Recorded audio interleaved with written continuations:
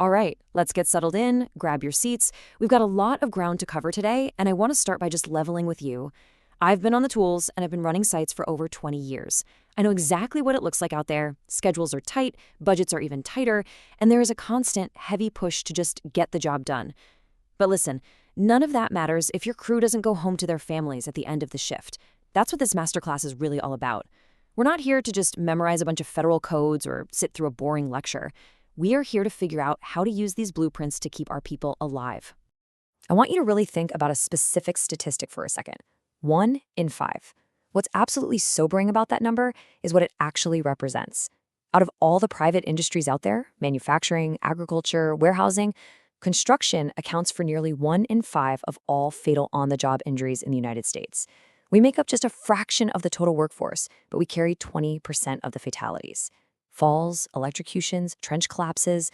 This isn't just data on a spreadsheet. These are our guys, our brothers, our sisters. And that is exactly why we are in this room today. To understand how we actually fix this, we have to know where the rules come from in the first place. Back on December 29, 1970, President Richard Nixon signed the Occupational Safety and Health Act. You'll hear us call it the OSHA Act. See, before 1970, workplace safety was basically just a patchwork of varying state laws. And honestly, the accident and fatality rates were completely out of control. This act created an administration, OSHA, with one clear, absolutely crucial mission: to assure safe and healthful working conditions for working men and women. I always tell my crews, this isn't just government bureaucracy trying to slow us down. This is a rulebook written in blood. Literally every single standard in here exists because somebody, somewhere, got severely hurt or killed. Okay, let's dive into the sandbox we operate in. OSHA divides its regulations into different parts within Title 29 of the Code of Federal Regulations, or CFR. Now, the two big ones you'll hear about are Part 1910, which covers general industry, and Part 1926, which covers construction. General industry is your day-to-day manufacturing plants, warehouses, healthcare facilities, static environments that really don't change much day-to-day. But construction, our sites are incredibly dynamic. We are building, altering, repairing, painting, demolishing. The hazards literally change by the hour. Because our environment is so uniquely dangerous and constantly shifting, we get our very own specific set of rules, and that's 1926. And understanding the difference between those two rulebooks is absolutely critical for you as a supervisor. Let's just use fall protection as a real-world example. In general industry, under 1910, you're required to have fall protection when working at heights of just 4 feet. But in construction, over in 1926, the standard trigger for fall protection is 6 feet. That 2-foot difference, that completely changes how you plan your site, what equipment you order, and how you train your guys. You've got to know which rulebook you are being judged by. So the crucial point to remember is this: it's not about what your company's core business is. It's entirely about the actual work your guys are doing right now. Let's say you're working inside an active manufacturing plant.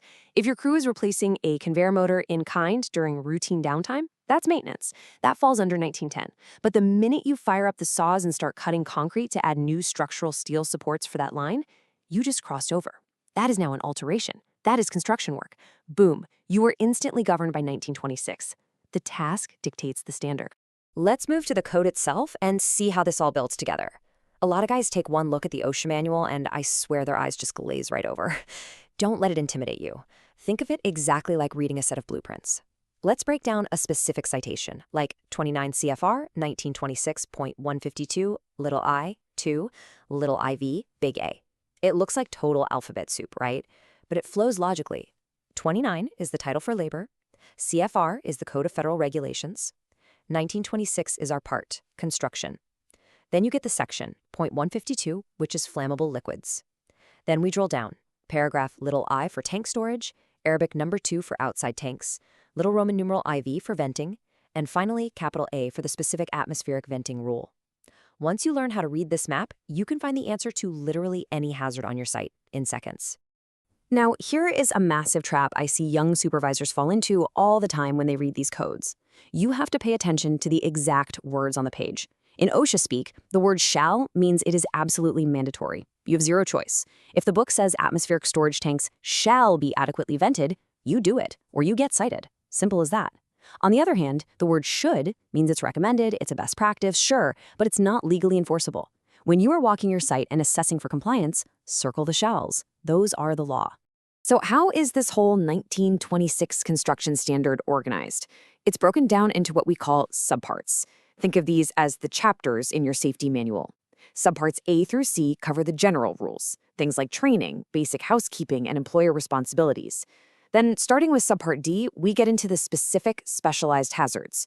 You've got Subpart F for fire protection, Subpart K for electrical, Subpart L for scaffolds. And as a supervisor, there are a few you will live and breathe every single day, like Subpart M for fall protection and Subpart P for excavations. Knowing which subpart applies to your daily work is half the battle. Now let's talk about the single most important definition in Subpart C, and frankly, the absolute backbone of safety on any job site: the competent person. OSHA defines this as someone who is capable of identifying existing and predictable hazards in the surroundings or working conditions. But here is the kicker, and listen closely because this is where companies fail all the time. Identifying the hazard isn't enough. A competent person must have the employer's authorization to take prompt corrective measures to eliminate those hazards. If your designated competent person has to call the home office to get permission to stop a job because a trench is caving in, they are not a competent person in the eyes of OSHA. They need the authority to act right there and there. We contrast that with another term you'll see frequently: the qualified person. A qualified person is someone who, by possession of a recognized degree, certificate, or professional standing, or through extensive knowledge, training, and experience, has successfully demonstrated their ability to solve technical problems relating to the project. Think of your structural engineers, your master electricians. They have the deep technical know-how to calculate load capacities or figure out complex electrical draws. Let's lock this difference in with a real-world pro tip. Out in the field, here is how this usually plays out. A qualified person designs the system, while a competent person oversees the daily inspection. Imagine we are putting up a really complex suspended scaffold. The engineer, the qualified person, draws up the blueprints, calculates the counterweights, and ensures the math works perfectly. But once that scaffold is actually built, it's the competent person on the ground who inspects the rigging every single morning before the crew gets on it, looking for frayed cables or loose clips, and who has the absolute authority to red tag it if it's unsafe. Just to round out the terminology, you will also see the term authorized person. This is simply a person approved or assigned by the employer to perform a specific type of duty or to be at a specific location on the job site. It's really just your basic permission level. You are authorized to drive the forklift because you are assigned to do so. It doesn't mean you are the competent person inspecting the entire site or the qualified person designing the lift. You just have the green light to do that specific task. Knowing who is in charge of safety naturally leads us directly to what they are actually looking for. Throughout this masterclass, we are going to be focusing heavily on what OSHA calls the Focus 4 hazards. These are the 4 biggest killers on construction sites: falls, struck by objects, caught in or between machinery or trenches, and electrocution. If you take absolutely nothing else away from your time on site, know that these 4 hazards account for the vast majority of those fatalities we talked about earlier. Everything we do with the 1926 standard is actively trying to prevent these 4 things from happening on your watch. And the responsibility for preventing them, that falls squarely on management. Under Subpart C, specifically Section 1926.20, OSHA makes it crystal clear. It is the employer's responsibility to initiate and maintain safety programs. You must provide a site free of unsanitary or dangerous conditions. You are the one who must ensure that only qualified employees are permitted to operate machinery.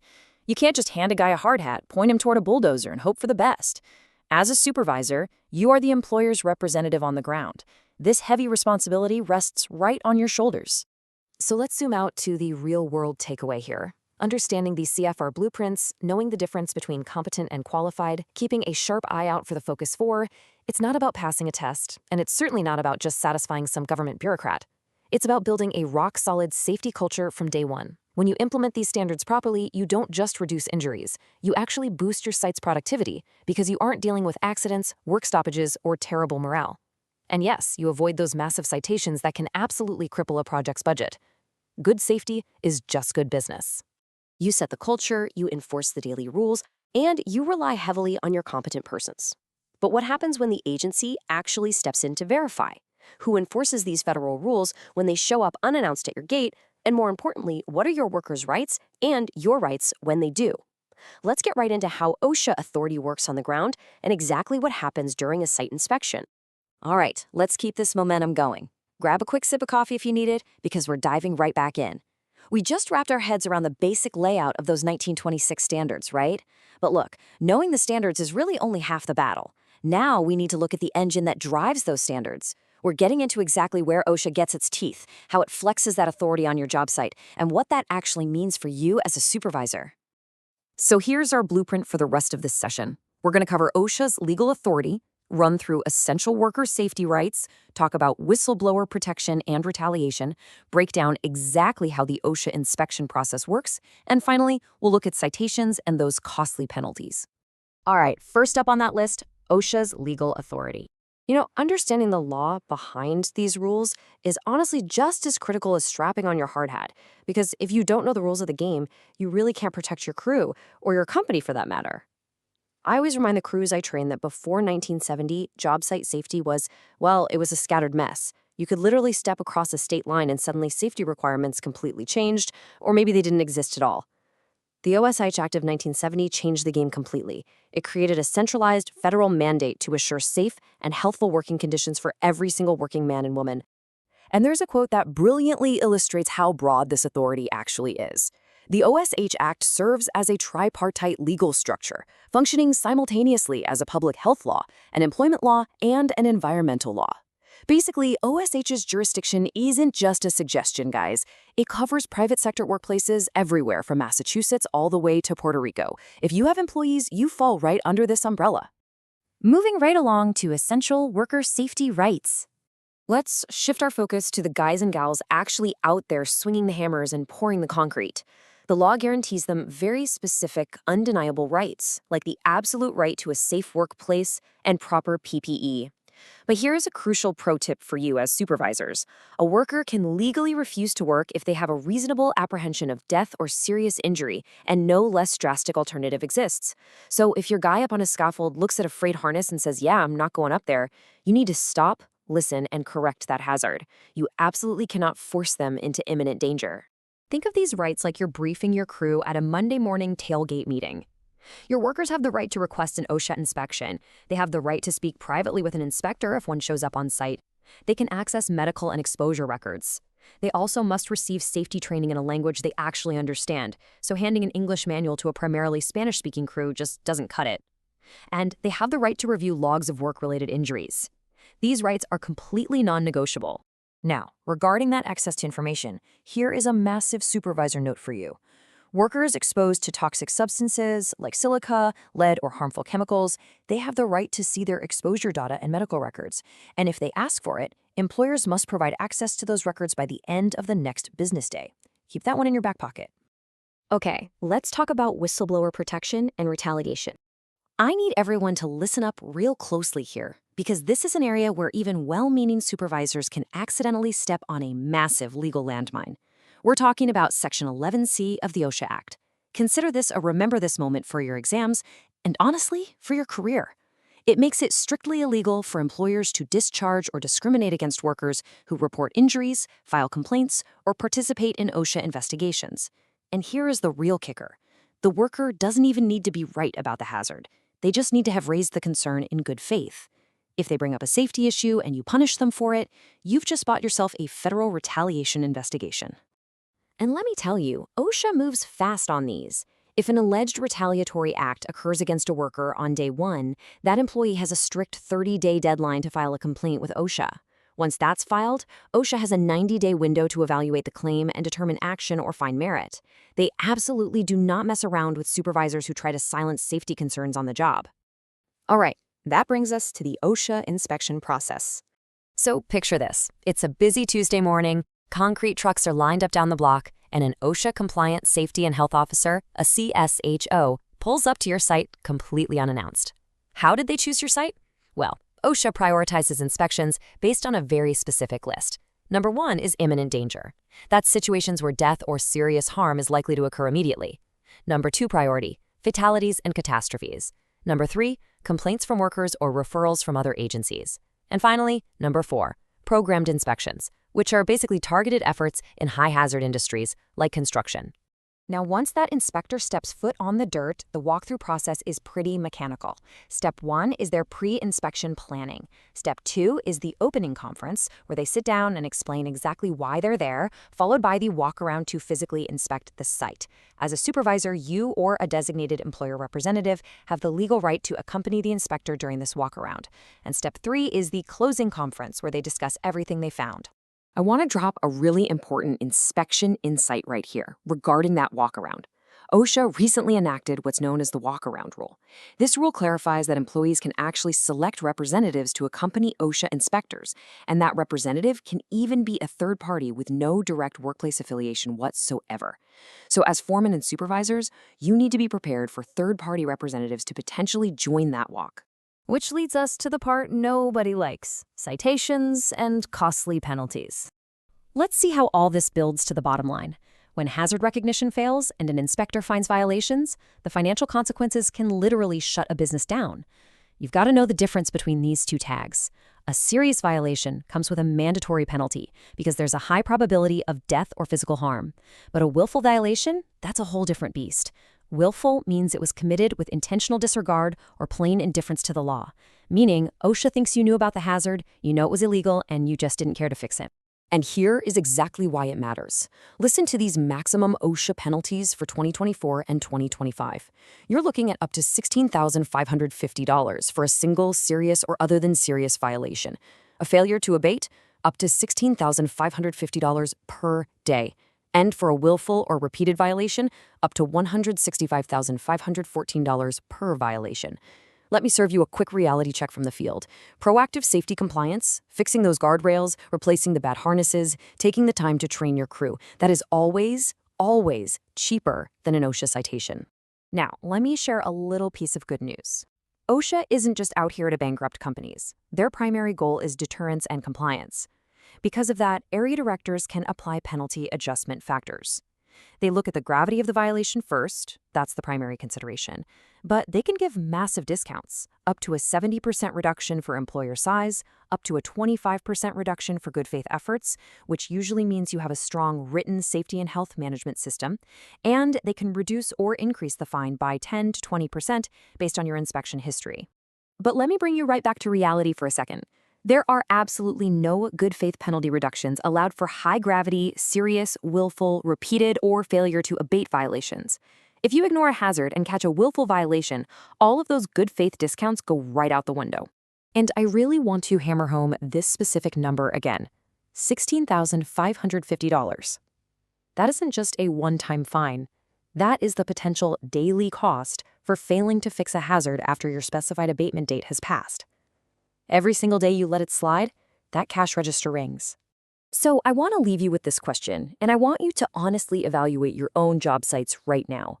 If an OSHA inspector walked your site right this minute, looked at your trenching, your fall protection, your electrical panels, could plain indifference cost your company $165,514? Remember, the legal burden for maintaining a safe workplace does not rest on the shoulders of the OSHA inspector. It resides entirely with the employer through a systematic approach to hazard recognition.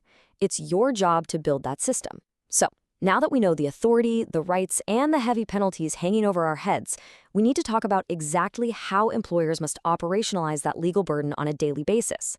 Let's keep the momentum going and look at how we practically apply these responsibilities out on the site. All right, so we just wrapped up how worker rights and OSHA's authority function out in the field. Now let's pivot straight into the foundation of your duties as an employer. We're talking about how you, as a supervisor, are legally required to manage job site safety. Because look, understanding your workers' rights is really only half the equation, right? The other half is knowing exactly what the law expects you to do about them. Let's get into it. And that expectation starts with Section 5A1 of the OSHA Act, which is universally known out there as the General Duty Clause. This is basically the ultimate regulatory fail-safe. Think of it like this. OSHA has thousands of specific standards, but they can't possibly write a rule for every single crazy hazard that's ever going to pop up on a job site. The General Duty Clause means you are still absolutely responsible for keeping your crew safe from recognized, serious hazards, even if a highly specific rule hasn't been written for it yet. You can't just shrug and say, hey, there's no rule against it. If it's a known hazard and it's likely to cause serious harm, it's on you to fix it. The absolutely crucial point here is understanding the difference between your job and your crew's job. As the employer or the supervisor representing the employer, your duty is proactive. You have to actively furnish a safe workplace. You got to seek out health hazards and correct them. The employee's responsibility, on the other hand, is mostly reactive. They just have to comply with the safety standards and rules that actually apply to their own actions. Simply put, you set up the safe environment, and they follow the rules within it. Moving from legal theory into the practical stuff, let's talk about providing safety and PPE, specifically your training and equipment duties out on the dirt. Here is a massive pro tip from my 20-plus years in the field. Do not just hand a worker a pair of safety glasses or a respirator and call it a day. OSHA actually expects you to try and eliminate or reduce the hazard first by making physical changes to the working conditions. Can you swap out a nasty chemical for a safer one? Can you set up a ventilation system? Maybe install a physical guard? Engineering out the hazard is always your first move. Relying on personal protective equipment is your absolute last line of defense when those other controls just aren't feasible. But okay, let's say you do reach that last line of defense. You have some really strict obligations before a worker ever puts on that gear. You've got to train them on 5 specific things: when they need it, what exactly they need, how to properly put it on and take it off. OSHA calls that donning and doffing, by the way. The limitations of the gear and how to maintain it. And remember this, because it's huge. With very few exceptions, you, the employer, must provide this PPE at absolutely no cost to the workers. You buy the gear, you train them, and you make sure they can actually demonstrate they know how to use it. All right, let's shift focus to the reality of modern construction. Multi-employer work sites and shared responsibility. Very rarely is it just one single company on a site these days, right? It's complex, it's crowded, and liabilities definitely overlap. Think about this real-world scenario for a second. You're the general contractor's supervisor on a super busy site. You've got 5 different subcontractors working side by side. Suddenly, an OSHA inspector walks up and spots a missing guardrail up on the 3rd floor. So who gets the citation? Is it the framing contractor who took it down? The plumbing contractor whose guys are working right near the edge? Or is it you? Well, the answer is, it could actually be all of you. Let's break down the 4 categories of employers OSHA looks at under their multi-employer citation policy. First up, the creating employer. That's the one who actually caused the hazard, like our framer who removed the rail. Second is the exposing employer. That's anyone whose workers are exposed to the fall, even if they had nothing to do with creating the hazard. Third, the correcting employer. This is the company specifically tasked with installing or maintaining those rails. And fourth, the controlling employer. If you're the GC, this is usually you. You have general supervisory authority over the whole site. Listen to me on this one. OSHA can and will cite a controlling employer if you fail to exercise reasonable care to detect and prevent that violation, even if literally none of your direct payroll employees were up on that 3rd floor. On a big, complex site where multiple trades are relying on active safety systems like fall protection, a controlling employer has to practice what OSHA calls reasonable care. You can't just close your eyes, turn around, and say, hey, they're subs, not my problem. Reasonable care means you have an active safety system in place. You are doing frequent and regular inspections. You're documenting what you find, and you are enforcing corrections when subcontractors break the rules. You share the responsibility for the entire site's safety culture. To effectively manage that safety culture, OSHA expects specific types of leaders on the job.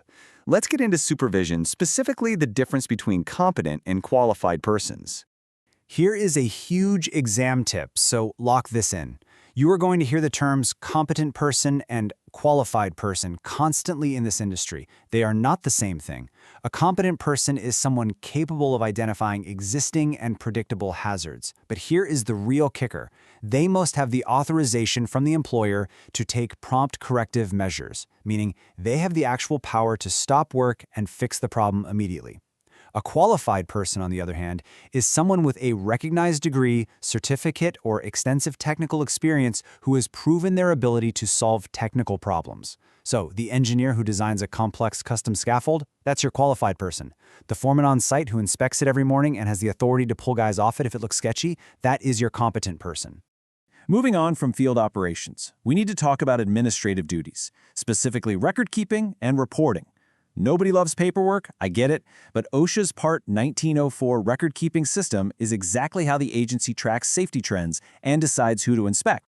If your company has more than 10 employees, you need to be intimately familiar with OSHA's injury and illness tracking forms.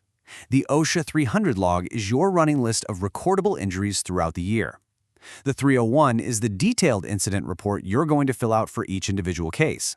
And the 300A? That's the annual summary that you are legally required to post up in a visible location for all your employees to see, specifically from February through April. But what actually goes on that 300 log? Look, you don't record every little scraped knuckle that gets a Band-Aid. The threshold is very strictly defined. An incident becomes recordable if it involves death, days away from work, restricted work activity or job transfer, loss of consciousness, or medical treatment beyond first aid. Let's make this really simple. If a guy gets a splinter and you pull it out with tweezers, that's first aid. Don't log it. But if he needs to go get stitches, that's medical treatment beyond first aid, and that goes straight on the log. Now, beyond your internal logs, there are severe catastrophic events that trigger immediate statutory reporting deadlines direct to OSHA. This is a very common violation area, and I guarantee you'll see it on an exam. You have exactly 8 hours to report any work-related fatality. 8 hours. And you have exactly 24 hours to report any inpatient hospitalization, any amputation, or any loss of an eye. Those timelines are totally non-negotiable. And here is a massive pro tip for when the worst actually happens. Say it's a Friday night and your local area office is closed. Leaving a voicemail on their answering machine does not meet your legal requirement. Sending a fax doesn't cut it either. To ensure immediate notification so OSHA can secure the scene, you have to use their 24-hour hotline at 1-800-321-OSHA or log the incident directly into their online portal. Do not fail on this administrative requirement, guys. It will only make an already terrible situation drastically worse. So you know your responsibilities now. You've established the safety rules, you've provided the proper PPE and training, you completely understand multi-employer liability, and your injury logs are perfectly updated. But as a supervisor walking the site right now, do you know exactly how to recognize the top 4 killers waiting out there today? We've built a foundation of how safety is managed. Now we're going to walk straight out onto the job site and confront the specific hazards that cause the vast majority of construction fatalities. Let's get right into the Focus 4. All right, so we've just laid out exactly what your responsibilities are as an employer and a supervisor out there on the job site. You've got that legal and moral obligation to provide a workplace free from recognized hazards. But let's take those obligations out of the rulebook for a second and put them right down into the dirt, where it actually matters. We're going to tie those responsibilities directly to the grim reality of the 4 hazards that cause the most deaths on our construction sites. We call them the Focus 4. Take a hard look at this number. 598. If we as an industry could just eliminate 4 specific hazards from our job sites, we'd save a minimum of 598 construction workers' lives every single year. Man, think about that for a second. That's nearly 600 families who would actually get their loved ones back at the end of the shift. So look, this isn't just about compliance we're talking about here. This is literally about survival. Now, this is the framework OSHA uses to target these killers. It's the official OSHA Focus 4 campaign. We are looking at falls, struck by, caught in or between, and electrical hazards. And what's really interesting is just how interconnected they all are on a busy site. When an OSHA compliance officer walks onto your project, I guarantee you, they are relentlessly hunting for these 4 things. Why? Well, because the data proves this is exactly how we're losing our people. Okay, here is a quick roadmap for this block. First, the fatal 4 reality. Second, falls, the leading killer. Third, struck by, moving site hazards. Fourth, caught in/between, crushing dangers. Fifth, electrocution, the invisible threat. And finally, number 6, Focus 4 daily prevention. Starting off with Section 1, the fatal 4 reality, understanding the statistics. Depending on the year you look at the Bureau of Labor Statistics data, these 4 categories account for roughly 60 to 90% of all fatalities in the construction industry. Let that sink in. Moving right into Section 2, falls, the leading killer. I always tell my crews, gravity never takes a day off. Make a mistake at elevation, and gravity is going to win every single time. Yeah, nearly 40% of all construction deaths are from falls alone. 4 out of 10. Now, where are these happening? Well, it's mostly from unprotected roofs, leading edges, scaffolds that aren't fully planked or are missing guardrails, and improperly used ladders. Picture this. You're framing a second-story wall. The wind picks up, you lose your footing, and without fall protection, it's over. This right here is exactly why fall protection is consistently OSHA's most cited standard, year after year. Okay, consider this a high-visibility remember this moment. These are the essential trigger heights you, as a supervisor, absolutely must memorize. For general construction, you have got to provide fall protection at 6 feet. If you're up on a scaffold, that trigger height jumps to 10 feet. And for steel erection, well, depending on the specific task and phase, it ranges from 15 to 30 feet. Memorize these. If your workers are above these heights, you must have guardrails, safety nets, or personal fall arrest systems in place. No excuses. Let's jump to Section 3, Struck by Moving Site Hazards. See, while falls happen when a worker moves toward the ground, struck by hazards are dynamic. The danger actually moves toward the worker.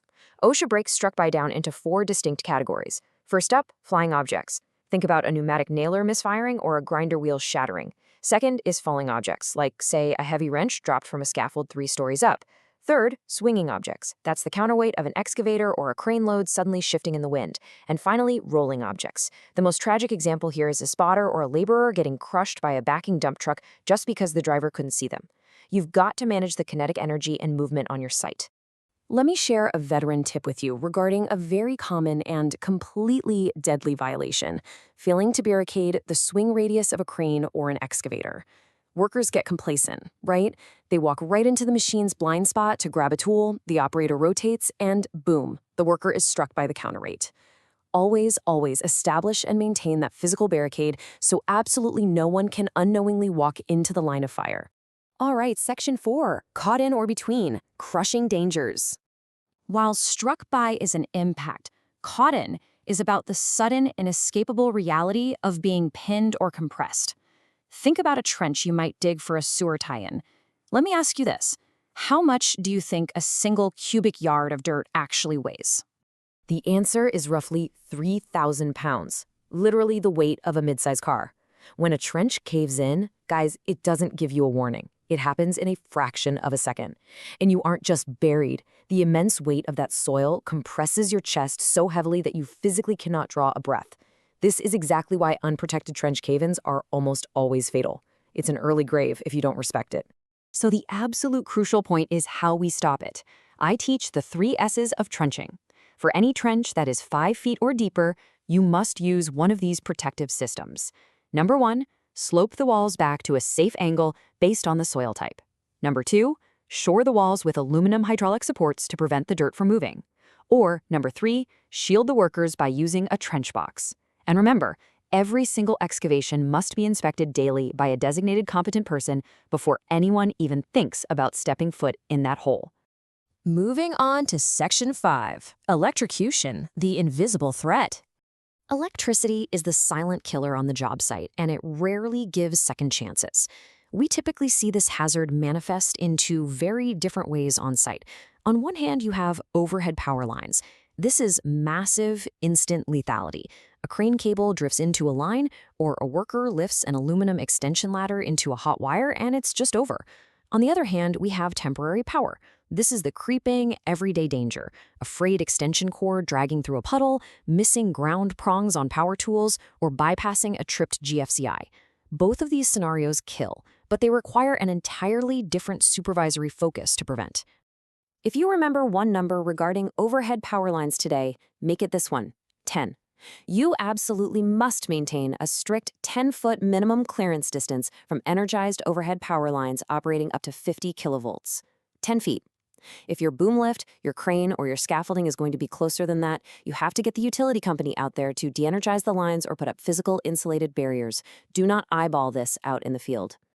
All right, finishing up with Section 6, Focus for Daily Prevention. Knowing the hazards is really only half the job. The other half is what you actually do about it every single morning as a supervisor. Here's exactly what you must do to keep these 4 hazards from shutting down your site, or worse, costing a life. First, conduct a daily job hazard analysis. Walk the site before the crew starts. Look around. Second, hold focused toolbox talks. Don't just tell the guys to be safe. Talk specifically about the swing radius of the crane operating that day, or the fall protection needed up on the roof. Third, inspect equipment and PPE. Toss out those frayed cords and damaged harnesses immediately. And finally, ensure your designated competent persons are physically present, especially for scaffolding and trenching operations. I've got a crucial exam tip for you here too. When an OSHA compliance officer walks onto your site, they are doing a focused inspection. They're going to immediately look up to check your fall protection compliance at those trigger heights we just discussed. And if you have a hole in the ground, they are going to walk straight over to it and ask, who is your trenching competent person? You better have a trained, authorized person ready to answer that question. That is guaranteed to be on your 510 test, and it's guaranteed to be asked on site. So ask yourself right now, if an inspector walked onto your site today, are you absolutely certain every single one of your workers at elevation is tied off correctly? Because falls account for the vast majority of these Focus 4 deaths, nearly 40% of all fatalities. We cannot just skim over it. We need to go much deeper into the actual nuts and bolts of fall protection, the anchors, the lanyards, and the guardrails. So let's open up Subpart M right now and look closely at the specific rules for keeping your crews safe at heights. Which brings us right into the heart of why we're here today. We just wrapped up our breakdown of the OSHA Focus 4, and, as you remember, falls are the absolute undisputed heavyweight champion of construction hazards. Look, I've been doing this for over 20 years. I've been on the tools, I've walked the sites, and I can tell you firsthand that falls are the ultimate construction killer. And that is exactly why they demand their very own highly detailed rulebook, which is Subpart M. Think about this for a second. Roughly one-third of all construction fatalities are caused by falls to a lower level. We're talking about hundreds of lives lost and thousands of life-altering injuries every single year. That's a staggering number, and it sets the stakes for absolutely everything we're about to cover in this explainer. This isn't just about compliance. This is about making sure your crew goes home. So, we need to start with trigger heights. That's the exact elevation where OSHA mandates that you've got to have protection in place. Now, if you've been around the block, you probably have the famous 6-foot rule drilled into your head for general construction. But let me surprise you with a less talked about but equally critical standard, and that's the 0-foot rule. Let's look at the breakdown here. And hey, here's a solid exam prep tip for you. Keep these baseline numbers straight. In general industry, the trigger is 4 feet. In construction, it's 6 feet. But look at that bottom row. If your crew is working above dangerous equipment, maybe that's an open vat of acid, exposed drive gears, or a really nasty grid of vertical rebar, you need fall protection at 0 feet. Period. Because there is simply no safe falling distance into a hazard like that. Now, it's crucial to compare the types of fall hazards we're facing out there daily. We all instantly recognize the danger of a leading edge on a roof, right? Or an open elevator shaft. That's obvious. But I need to remind you supervisors right now, a fragile skylight sitting flush at floor level is just as deadly as an open roof edge. Falls happen through surfaces just as often as they happen off of them. That's why I always advocate for passive solutions first. Things like a beautiful, sturdy guardrail. Why? Well, because a properly built guardrail protects everyone on the deck automatically. It doesn't require your workers to remember to put on a harness, inspect a lanyard, or find a proper tie-off point. It's built-in safety that works 100% of the time. But that guardrail actually has to be built right if it's going to save a life. So the crucial point is meeting these exact specs. The top rail must be 42 inches above the walking level, plus or minus 3 inches, and it has to withstand a 200-pound downward or outward force. The mid-rail sits right at 21 inches and has to take a 150-pound hit. And listen up, here is a common violation warning for you. If you're using wire rope for your top rail, it cannot deflect more than 3 inches when hit, and it has to be flagged every 6 feet. You absolutely cannot just string up some sagging yellow caution tape and call it a day. Now, another really powerful passive system builds out our safety options here, safety nets. These are fantastic for high-bay steel erection or bridge work. They act as passive catchers for those moments when wearing harnesses and constantly unclipping and reclipping lanyards would just severely slow down the work or honestly actually create a tripping hazard for the connectors moving across the iron. But as with everything in OSHA, there are strict limits. Safety nets can never, ever be installed more than 30 feet below the working surface. Obviously, the closer the better, but 30 feet is the absolute maximum drop. Furthermore, they've got to be tested after installation. You do that by dropping a 400-pound bag of sand right into them. If you can't reasonably drop test it on site, a competent person has to physically inspect and certify that the net and its connections will actually hold. Okay, moving into active solutions. Here's a pro tip memory trick for personal fall arrest systems, or PFAS. Just remember your ABCs: anchorage, body harness, and connectors. You need all 3 of these components working flawlessly together. And let me make this crystal clear right now for anyone who's been in the trades a long time. Body belts are strictly illegal for fall arrest. They've been outlawed since 1998 because they snap spines. You must use a full body harness. No exceptions. Think about the physics of how these 3 steps work together. Your anchorage point holds the entire system up. The body harness distributes the violent shock of the fall across your strongest bones, so your thighs, pelvis, waist, chest, and shoulders. And the connectors, like your shock-absorbing lanyard, well, they decelerate your fall. Working together, this whole system must limit the maximum arresting force on a worker's body to no more than 1,800 pounds. To really cement that anchorage requirement, I want you to remember this high-vis callout, the 5,000-pound rule. Your anchor point has to be capable of supporting at least 5,000 pounds per attached worker. To put that massive amount of force in perspective, 5,000 pounds is roughly the weight of a heavy-duty pickup truck. Think about that. If you wouldn't feel comfortable hanging a fully loaded work truck from that D-ring, do not hang your life on it. Now, you've got to pay very close attention to these clearance limits. OSHA states you cannot free fall more than 6 feet, and your deceleration distance, that's the ripstitch part of your lanyard tearing open to absorb the shock, that can't be more than 3.5 feet. So why does this matter out in the field? Well, if you're wearing a 6-foot lanyard and you tie off at your feet instead of above your head, you are going to hit the concrete below you before that system ever fully deploys. The geometry simply doesn't work. Tie off high. Take a look at the worker tying rebar on a vertical wall here. Notice what he's doing? This is a positioning device system, not a fall arrest system. You see how he's leaning back, working comfortably with 2 hands free? Because he's already in tension and tied off tightly. The rule here is completely different. A positioning system only allows a maximum 2-foot free fall, and it requires a 3,000-pound anchorage. It's a highly specialized setup, entirely distinct from that 6-foot free fall arrest system we just discussed. All right, we need to clear up a massive misunderstanding out in the field right now. Warning lines versus fall arrest. Warning lines are an incredibly specific exception. They are generally only allowed for low-slope roofers working inside a designated zone. Here's a huge common violation you'll see an inspector write up immediately. General trades, so your HVAC installers, your carpenters. You cannot just throw up a yellow warning line 6 feet from the edge to avoid tying off. It doesn't work that way. You need guardrails, nets, or harnesses. Getting back to floor holes for a minute, this is a huge supervisor responsibility. Hole covers must be capable of supporting at least twice the maximum expected weight of employees, equipment, and materials combined. On top of that, they must be secured down tight so the wind or a passing bobcat doesn't just kick them away. And they've got to be explicitly color-coded or marked with the word hole or cover. We never, ever want someone picking up a random piece of loose plywood and stepping straight into the void. Supervisors, I am talking directly to you on this one. Gear inspection has to happen before every single use, every single shift.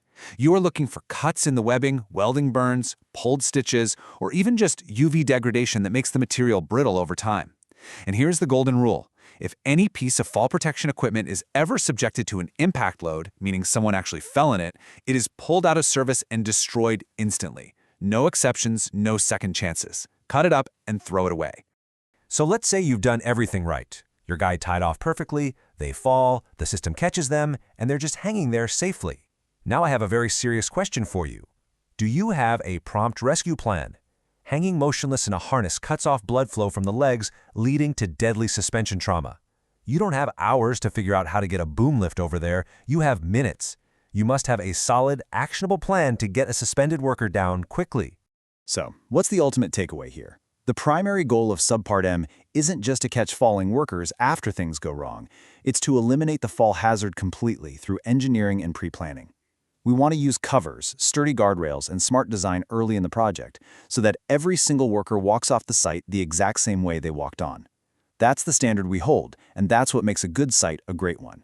We've spent this entire explainer looking down at the highly visible, terrifying danger of a 25-foot drop. Subpart M is essentially your shield against gravity. But ask yourself this: if gravity doesn't catch your crew slipping, what silent hazard is waiting for them in the walls? As we pivot our focus to Subpart K, we're going to tackle a completely invisible threat, one that doesn't care how high off the ground you are and strikes without making a single sound. Stay sharp, let's keep this momentum going and get right into electrical safety. So, picture this. You've just set up your fall protection perfectly. Your harness is snug, your anchor point is rock solid, you grab an aluminum extension ladder to get up to your working level, you swing it up, and without even looking, you tap an overhead power line. In a fraction of a second, your flawless Subpart M fall protection setup just turned into a deadly Subpart K electrical violation. Electricity does not give you a warning, and it certainly doesn't give second chances. That is exactly why we are moving straight from the physical hazards of falling right into the invisible, unforgiving hazards of electrical energy on the job site. Now let's remind ourselves why electricity demands so much of our attention as supervisors. Electrocution is an OSHA Focus 4 hazard. Along with falls struck by and caught in between hazards, electricity is driving the vast majority of severe injuries, arc blasts, terrible burns, and fatalities in construction. Over 60% of OSHA's construction inspections are focused right here on these Focus 4. And listen, when we talk about electricity, we aren't just talking about a mild static shock. We are talking about energy that can literally stop a human heart instantly, or cause an arc blast that creates third-degree burns before you even realize what happened. To really understand the danger here, we have to look at the electrocution triangle. It's made up of the amount of current, the path it takes through the body, and the duration of the exposure. Remove any one of these, and you significantly reduce the risk. But I want you to look really closely at the numbers here. Notice, we are talking about milliamps. Those are tiny, tiny fractions of a single amp. At just 6 to 30 milliamps, you hit what we call the let-go range, or the freezing current. That's when a painful shock causes you to completely lose muscular control. Your muscles contract so hard you physically cannot let go of the tool or the wire. You are literally trapped in the circuit. So the crucial point is knowing who is actually allowed to handle these specific electrical hazards. Let me be clear. On a job site, a qualified person isn't just a guy who brought his own pair of insulated pliers and knows how to turn on a drill.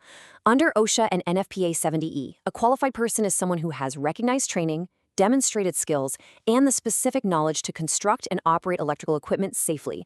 More importantly, they have the proven ability to recognize and avoid the precise electrical hazards involved in the work they are doing. If they haven't actually demonstrated those skills, they are unqualified, period. Let's start our job site walkthrough right at the source, the temporary power panel. As we all know, temporary wiring takes a massive beating on construction sites. It's exposed to the weather, dropped tools, heavy work boots, you name it. Because of this, OSHA Standard 1926.404 is very, very clear.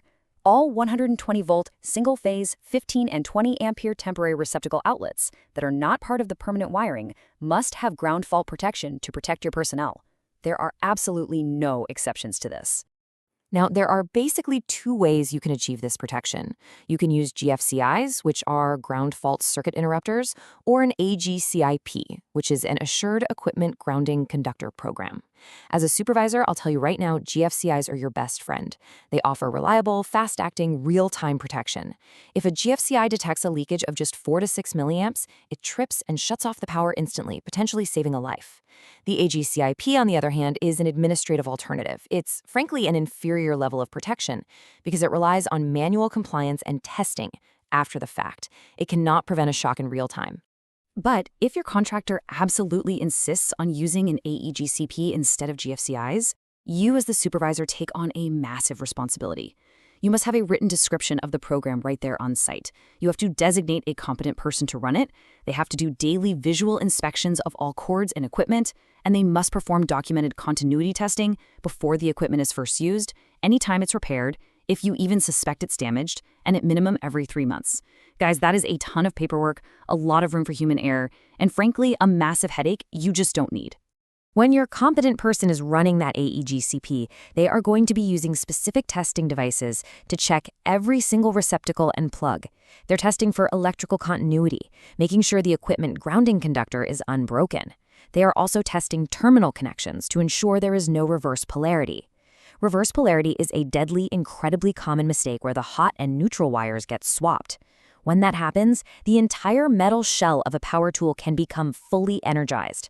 The very moment your worker pulls the trigger, they become the path to ground. All right, let's shift our focus from the panel down to the ground. Walk any site, and I guarantee you will see flexible cords being abused. Some guys treat extension cords like they're indestructible toe straps. You'll see crews using the extension cord as a rope to hoist a heavy drill up a scaffold.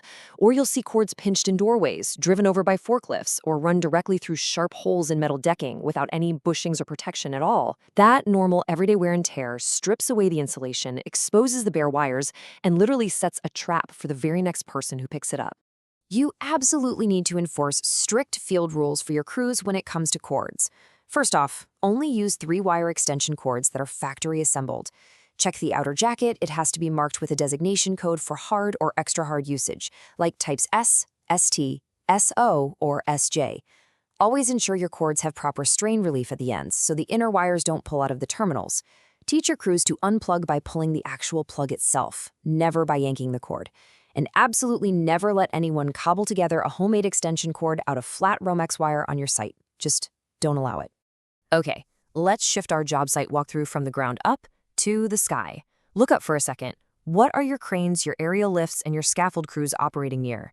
When we talk about overhead power line fatalities, people usually picture those massive, towering steel transmission lines. But the reality? The vast majority of fatal power line contacts actually happen with the common, everyday overhead distribution lines running right through our neighborhoods and right down the street of your job site. Which brings us perfectly to Table A. If you are taking the OSHA 510 exam, circle this, highlight it, burn it into your memory. As a supervisor, you must enforce minimum clearance distances. If you do not know the voltage of the overhead line, you must maintain a strict 20-foot clearance zone. If you have confirmed the exact voltage with the utility owner and it is up to 50 kilovolts, the absolute minimum approach distance is 10 feet, not 9 feet, not 9.5, 10 feet minimum. And that leads directly to the ultimate non-negotiable life-saving rule of electrical work in construction. Treat all electric lines and equipment as energized. Always. You never ever assume a line is dead just because a building looks abandoned or the utility company promised they'd shut it off at noon.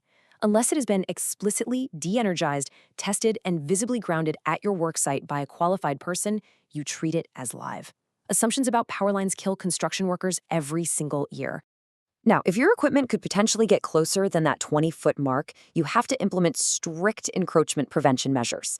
It starts with a dedicated planning meeting with the operator and the entire crew. If you're flying materials, you must use non-conductive taglines. You need to physically erect elevated warning lines, barricades, or highly visible signs exactly 20 feet out so the operator has a clear visual boundary. And if the operator can't clearly see that warning line, you must assign a dedicated spotter whose only job, and I mean their only job, is to watch that clearance and communicate with the operator. Before anyone performs service or maintenance on any electrical systems, we utilize lockout/tagout, also known as the control of hazardous energy. The administrative controls here are straightforward, but they are incredibly critical. You must de-energize the circuits whenever feasible before working on them. You apply physical locks and warning tags to clearly identify that the equipment is being worked on and absolutely must not be energized. As a supervisor, you need to ruthlessly enforce a strict no live work policy for your company. Now, there are some extremely rare, heavily documented exceptions where de-energizing actually introduces additional or increased hazards, and a qualified person is forced to troubleshoot or work near exposed live parts. If that happens, my question to you is, are they wearing the right gear? When you're dealing with arc flash boundaries, shock risk assessments, and exposed energized parts, everyday cotton work clothes are not going to save them. They'll ignite. So ask yourself, if an arc flash happened on your site today, are your people wearing the exact gear they need to walk away? Or are they wearing a liability? That question of survival bridges us directly into how we actually select, inspect, and enforce the use of that exact personal protective equipment. All right, picking right up from our deep dive into Subpart K and electrical safety, we need to talk about what happens when those physical and electrical controls we just discussed actually fail. Because, let's be honest, out on the job site, they sometimes do. We're diving straight into Subpart E, personal protective equipment.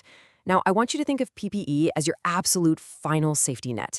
When the engineering controls break down and the administrative rules get missed, this gear is literally what's standing between your crew and a life-altering injury. If a heavy pipe rolls off a skid truck or a grinder wheel shatters, what physically protects your crew?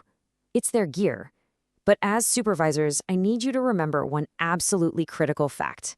PPE is at the very bottom of the hierarchy of controls. It is your absolute last line of defense. We always want to engineer the hazard out first, right? Maybe build a barrier or change the work process. But when those controls just aren't feasible or they simply fail, PPE is what keeps a worker out of the hospital. Section on supervisor duties and the checkbook.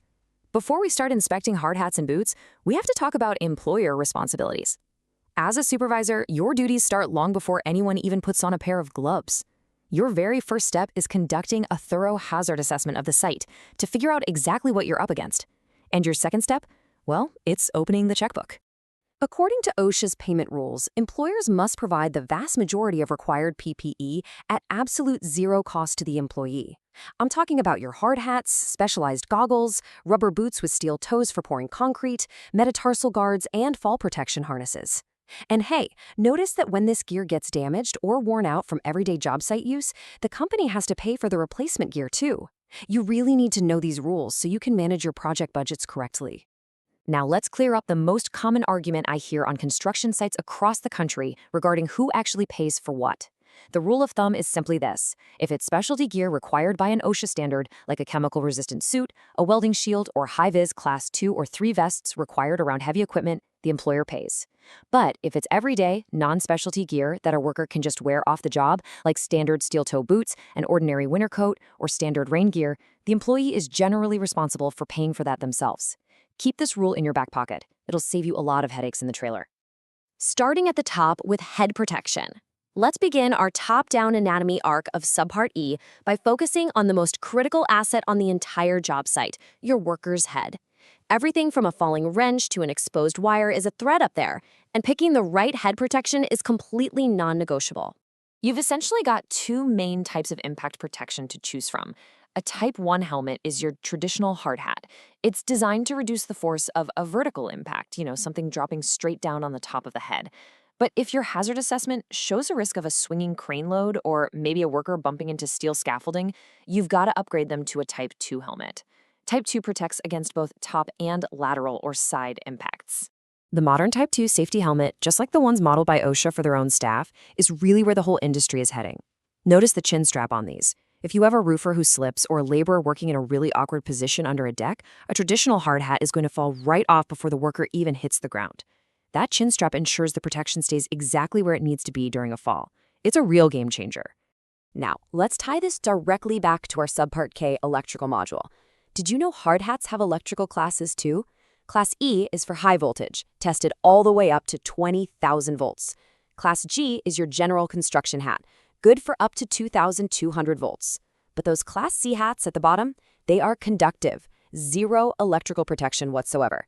These are highly ventilated hats, which are great for preventing heat stress. But if you hand a Class C hat to an electrician or a worker near exposed energized conductors, you are setting up a potentially fatal OSHA violation. Always, always match the class to the hazard.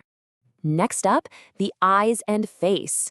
Moving down the body, we arrive at eye and face protection. Flying particles, sawdust, molten metal, and chemical splashes cause severe, entirely preventable injuries every single day in this industry. It's on us to stop them. I want to highlight a massive, very common violation I see all the time regarding goggles and face shields. Safety goggles form a tight-fitting seal around the eyes, which is perfect for fine dust and chemical splashes.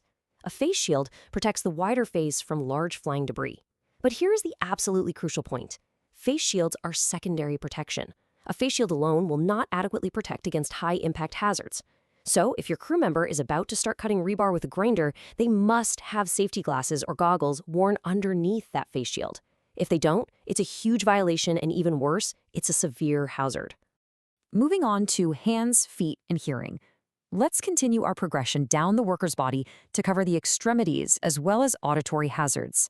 I've been on the tools myself for a long time, and I can tell you there is absolutely no such thing as a universal work glove. Hand protection must be matched directly to the hazard. A cheap pair of leather gloves might be great for carrying rough lumber, but they will absolutely not stop a corrosive chemical burn from wet concrete, and they definitely won't stop a sharp piece of sheet metal. Supervisors, you have to check the manufacturer's performance test standards to ensure the chemical or cut resistance actually matches the specific job task. The exact same logic goes for the feet. When you do your hazard assessment for foot protection, you're obviously looking for impact and compression, like dropping heavy tools. But you also need to assess for puncture hazards from nails and scrap wood, rolling hazards from manual skid trucks, and electrical step potential hazards. Based on all this, you'll mandate footwear that meets ANSI Z41 or ASTM standards, whether that means standard steel toes, specialized puncture-resistant soles, or dielectric boots for electrical work. And please, don't forget about hearing. 85 decibels, that is your magic number. If the noise on your job site hits an average of 85 decibels over an 8-hour shift, OSHA strictly requires you to institute a formal hearing conservation program. That includes regular hearing tests and mandatory hearing protection like earplugs or earmuffs. section on proper fit and daily inspections. So we know what the gear is and we know how to select it. Let's pivot to the daily routine, how you actually manage, inspect, and enforce this equipment on the job site every single morning. OSHA has put a renewed focus on body type and proper fit. Why does this actually matter? Because gear that is too loose gets caught in grinders and moving machinery. And gear that is too tight, well, it's uncomfortable, which means your workers are going to take it off the absolute second you turn your back, or they might try to modify it themselves. And doing that immediately voids the safety rating. Proper fit is a legal requirement because it's essential for the PPE to actually function the way it's supposed to. To manage this effectively, you need practical routines. Walk through a daily hard hat checklist with your crew during your morning toolbox talk. Have them inspect the outer shell for cracks or UV damage. Check the internal suspension system. Seriously, if it's frayed or if it smells like it hasn't been washed since 2015, replace it. Make sure the ANSI label is actually legible inside. And here is a massive pro tip. If a hard hat has taken a significant impact, even if you cannot see a visible crack, you throw it in the trash immediately. It is designed for single-use impact protection only. Finally, let's look at the layered safety approach. I want to touch on where the industry is heading right now. Modern construction sites are quickly bridging the gap between traditional physical gear and new technology through this layered approach. Layer 1 is your traditional physical PPE, the hard hats, the high-vis class 2 or 3 vests, the cut-resistant gloves, the fall harnesses. They absorb the impact and provide vital visibility around heavy equipment. But Layer 2 is the digital layer, smart safety wearables. If Layer 1 fails and a worker goes down in a trench or takes a fall, Layer 2 instantly provides digital fall detection, SOS alerting, and precise GPS location, so your emergency response is practically immediate. These two layers don't compete. They work perfectly together to dramatically reduce the severity of incidents. We've covered the physical barriers, everything from the top of the head all the way down to the soles of the boots. But what about the hazards you absolutely cannot block with a hard hat, a pair of thick leather gloves, or even a smart wearable?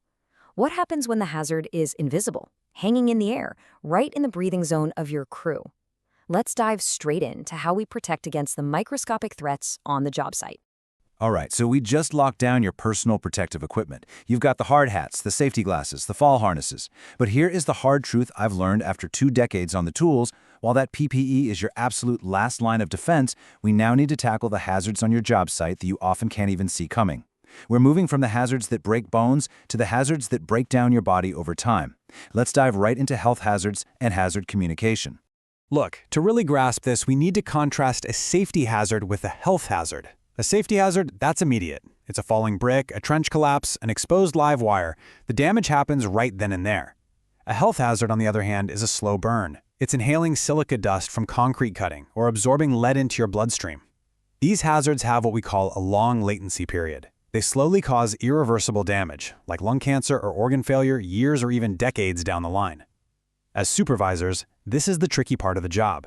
Your vigilance today is literally what protects your crews tomorrow, even if they don't feel sick at the end of their shift. And just like we discussed previously, we always apply the hierarchy of controls to these health hazards. I tell my classes all the time, we don't just toss N95s at the guys, call it a day, and hope for the best. That is a massive OSHA violation, and frankly, it's terrible leadership. We always try to engineer the hazard out of the process first. Can we eliminate the toxic chemical? Can we substitute it for a safer one? Can we use water to suppress the dust? Only when we've exhausted those engineering and administrative controls do we drop down to PPE. Which brings us right into HAZCOM, the Hazard Communication Standard. Out in the field, this is fundamentally about every single worker's right to know. If a worker is handling a chemical, applying a solvent, or tearing out an unknown material, they have the absolute right to know exactly what the physical and health hazards of that material are. Consider these duties your Monday morning checklist. As a supervisor, your job is to ensure that warning labels on chemical containers aren't ripped off or covered in mud. You need to make sure your safety data sheet, or SDS binders, are actually accessible to the crews on site, not just locked in the superintendent's truck that drove off to get lunch. Plus, in construction, where subcontractors are constantly rotating, coordinating SDS access with the host employer is absolutely critical. And finally, you've got to train your workers so they actually know what those GHS pictograms, like the skull and crossbones or the flame, actually mean before they ever crack open a barrel. All right, let's shift our focus to respirable crystalline silica, standard 1926.1153. It is one of the most insidious killers we face in construction. You will find crystalline silica practically everywhere. It's a basic component of concrete, brick, block, engineered stone countertops, and mortar. Just picture a guy dry cutting concrete or engineered stone all day for years, with a cloud of dust blowing right into his face. I've seen it 100 times on sites, guys who thought pulling a bandana up over their nose was enough protection. What they don't realize is that respirable crystalline silica particles are typically 100 times smaller than a single grain of beach sand. You can't even see the particles that do the most damage. They get inhaled deep into the lungs where they become permanently trapped in the tissue. This causes severe inflammation, scarring, and an incurable fatal disease called silicosis. It also drastically increases the risk for lung cancer and kidney disease. Because it is so dangerous, OSHA has set a very strict permissible exposure limit, or PEL, for respirable crystalline silica. That number is 50 micrograms per cubic meter of air, averaged over an 8-hour shift. Lock this number in. It's a critical figure for your exam, and it's the absolute baseline for sizing up your site's air quality. If your guys are breathing in more than 50 micrograms per cubic meter, you are breaking the law and severely damaging their health. So how do you stay below that PEL? Enter OSHA's Table 1. I tell my classes all the time, Table 1 is your ultimate job site cheat sheet. It lists common construction tasks, like using a handheld power saw to cut concrete, and explicitly tells you the engineering control you must use. For the saw, it's an integrated water delivery system that continuously feeds water to the blade. If you follow Table 1 perfectly, it tells you exactly what respirator is required, if any. Using the water outside, no respirator needed. Indoors, you need an APF 10 respirator. It takes the guesswork completely out of the equation. Now, silica isn't our only hidden enemy. Let's move on to two other major hazards frequently found during renovations, demolitions, or specific hot work tasks: asbestos and hexavalent chromium. Your crews are going to encounter asbestos mostly in older buildings. Think floor tiles, pipe insulation, or mastic. Breathing those fibers causes asbestosis and mesothelioma. Dealing with it requires a designated competent person, highly regulated isolation areas, and HEPA filtration. On the flip side, we have hexavalent chromium, or hexchrome. You'll run into this highly toxic fume mostly when your welders are doing hot work on stainless steel or high chrome alloys. Chronic inhalation causes lung cancer and severe damage to the nasal passages, literally burning holes right through the nasal septum. Nasty stuff. Both of these require aggressive ventilation controls. And that transitions us perfectly into lead exposure in construction, standard 1926.62. This is a massive, massive hazard in our industry, particularly when you're dealing with old lead-based paint removal, bridge demolition, or abrasive blasting on structural steel. Here is a huge exam tip for you.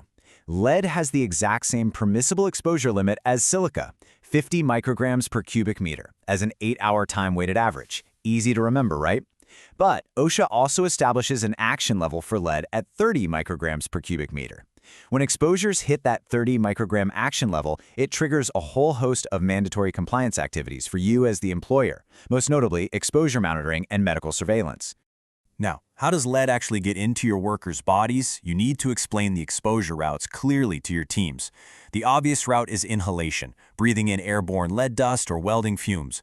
But the one that catches guys off guard is ingestion. Lead doesn't absorb through the skin, but if a guy is working with lead, doesn't wash his hands, and then goes to eat his lunch, chew tobacco, or smoke a cigarette, he is directly swallowing lead dust. It hits the digestive system, enters the bloodstream, and gets stored right in the organs and bones. Because lead builds up in the blood over time, the medical surveillance rules are incredibly strict. If your workers are exposed at or above that 30 microgram action level for more than 30 days a year, you must provide regular blood lead level testing. If a worker's blood lead hits 50 micrograms per deciliter, you have mandatory medical removal. You must pull them out of the exposure area immediately to protect their organs, and they are not permitted to return to lead-exposed work until their blood lead level drops back down below 40.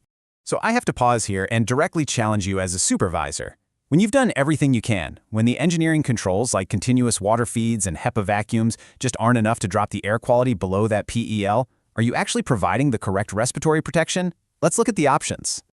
A standard NIOS-approved N95 filtering facepiece respirator might be perfectly fine. In fact, it's what Table 1 often requires for certain basic tasks. But remember from our last module, you can't just hand these out like candy. The guys wearing them must be medically cleared, properly fit tested to ensure a tight seal around their face, and be part of your company's formal written respiratory protection program.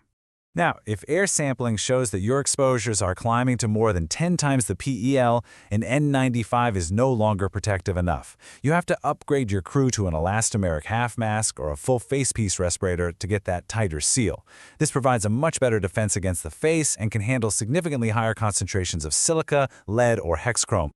And for your really high exposure environments, or if you just want to take better care of your crew, consider a PAPR, a powered air purifying respirator. A motorized blower literally forces filtered air into the hood. Not only does this provide superior protection, up to 50 times the PEL depending on the setup, but honestly, as a pro tip from the field, they are way more comfortable. If a guy is grinding concrete or doing lead abatement for a long, hot 10-hour summer shift, having that constant breeze of cool, filtered air over his face is a total game changer for both morale and safety. But listen, the best respirators in the world won't save you if your site housekeeping is a disaster. Here is a massive citation trap: housekeeping. OSHA requires strict hygiene practices. You must use HEPA-filtered vacuums or implement wet sweeping and wet floor scrubbers. Never let your crews dry sweep concrete dust. And absolutely never let a worker take an air hose and use compressed air to blow the dust off their clothes at the end of the day. All that does is take the invisible hazard off their shirt and throw it right back into everybody's breathing zone. And before we wrap up health hazards, lock this critical administrative rule into your memory. Because these occupational illnesses, like mesothelioma from asbestos, or silicosis, or heavy metal poisoning, take decades to show up, OSHA requires that you maintain all employee medical and air monitoring exposure records for 30 years. That is 3 decades of documentation you are responsible for. It's a massive liability, and as a supervisor, you need to feel the weight of it. So, you know the engineering controls, the limits, and the hygiene rules. But relying on memory isn't going to cut it.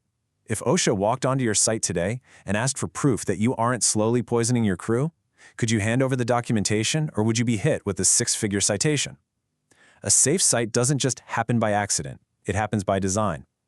Let's keep this momentum going and build that exact framework right now as we dive straight into the architecture of your safety programs and site inspections.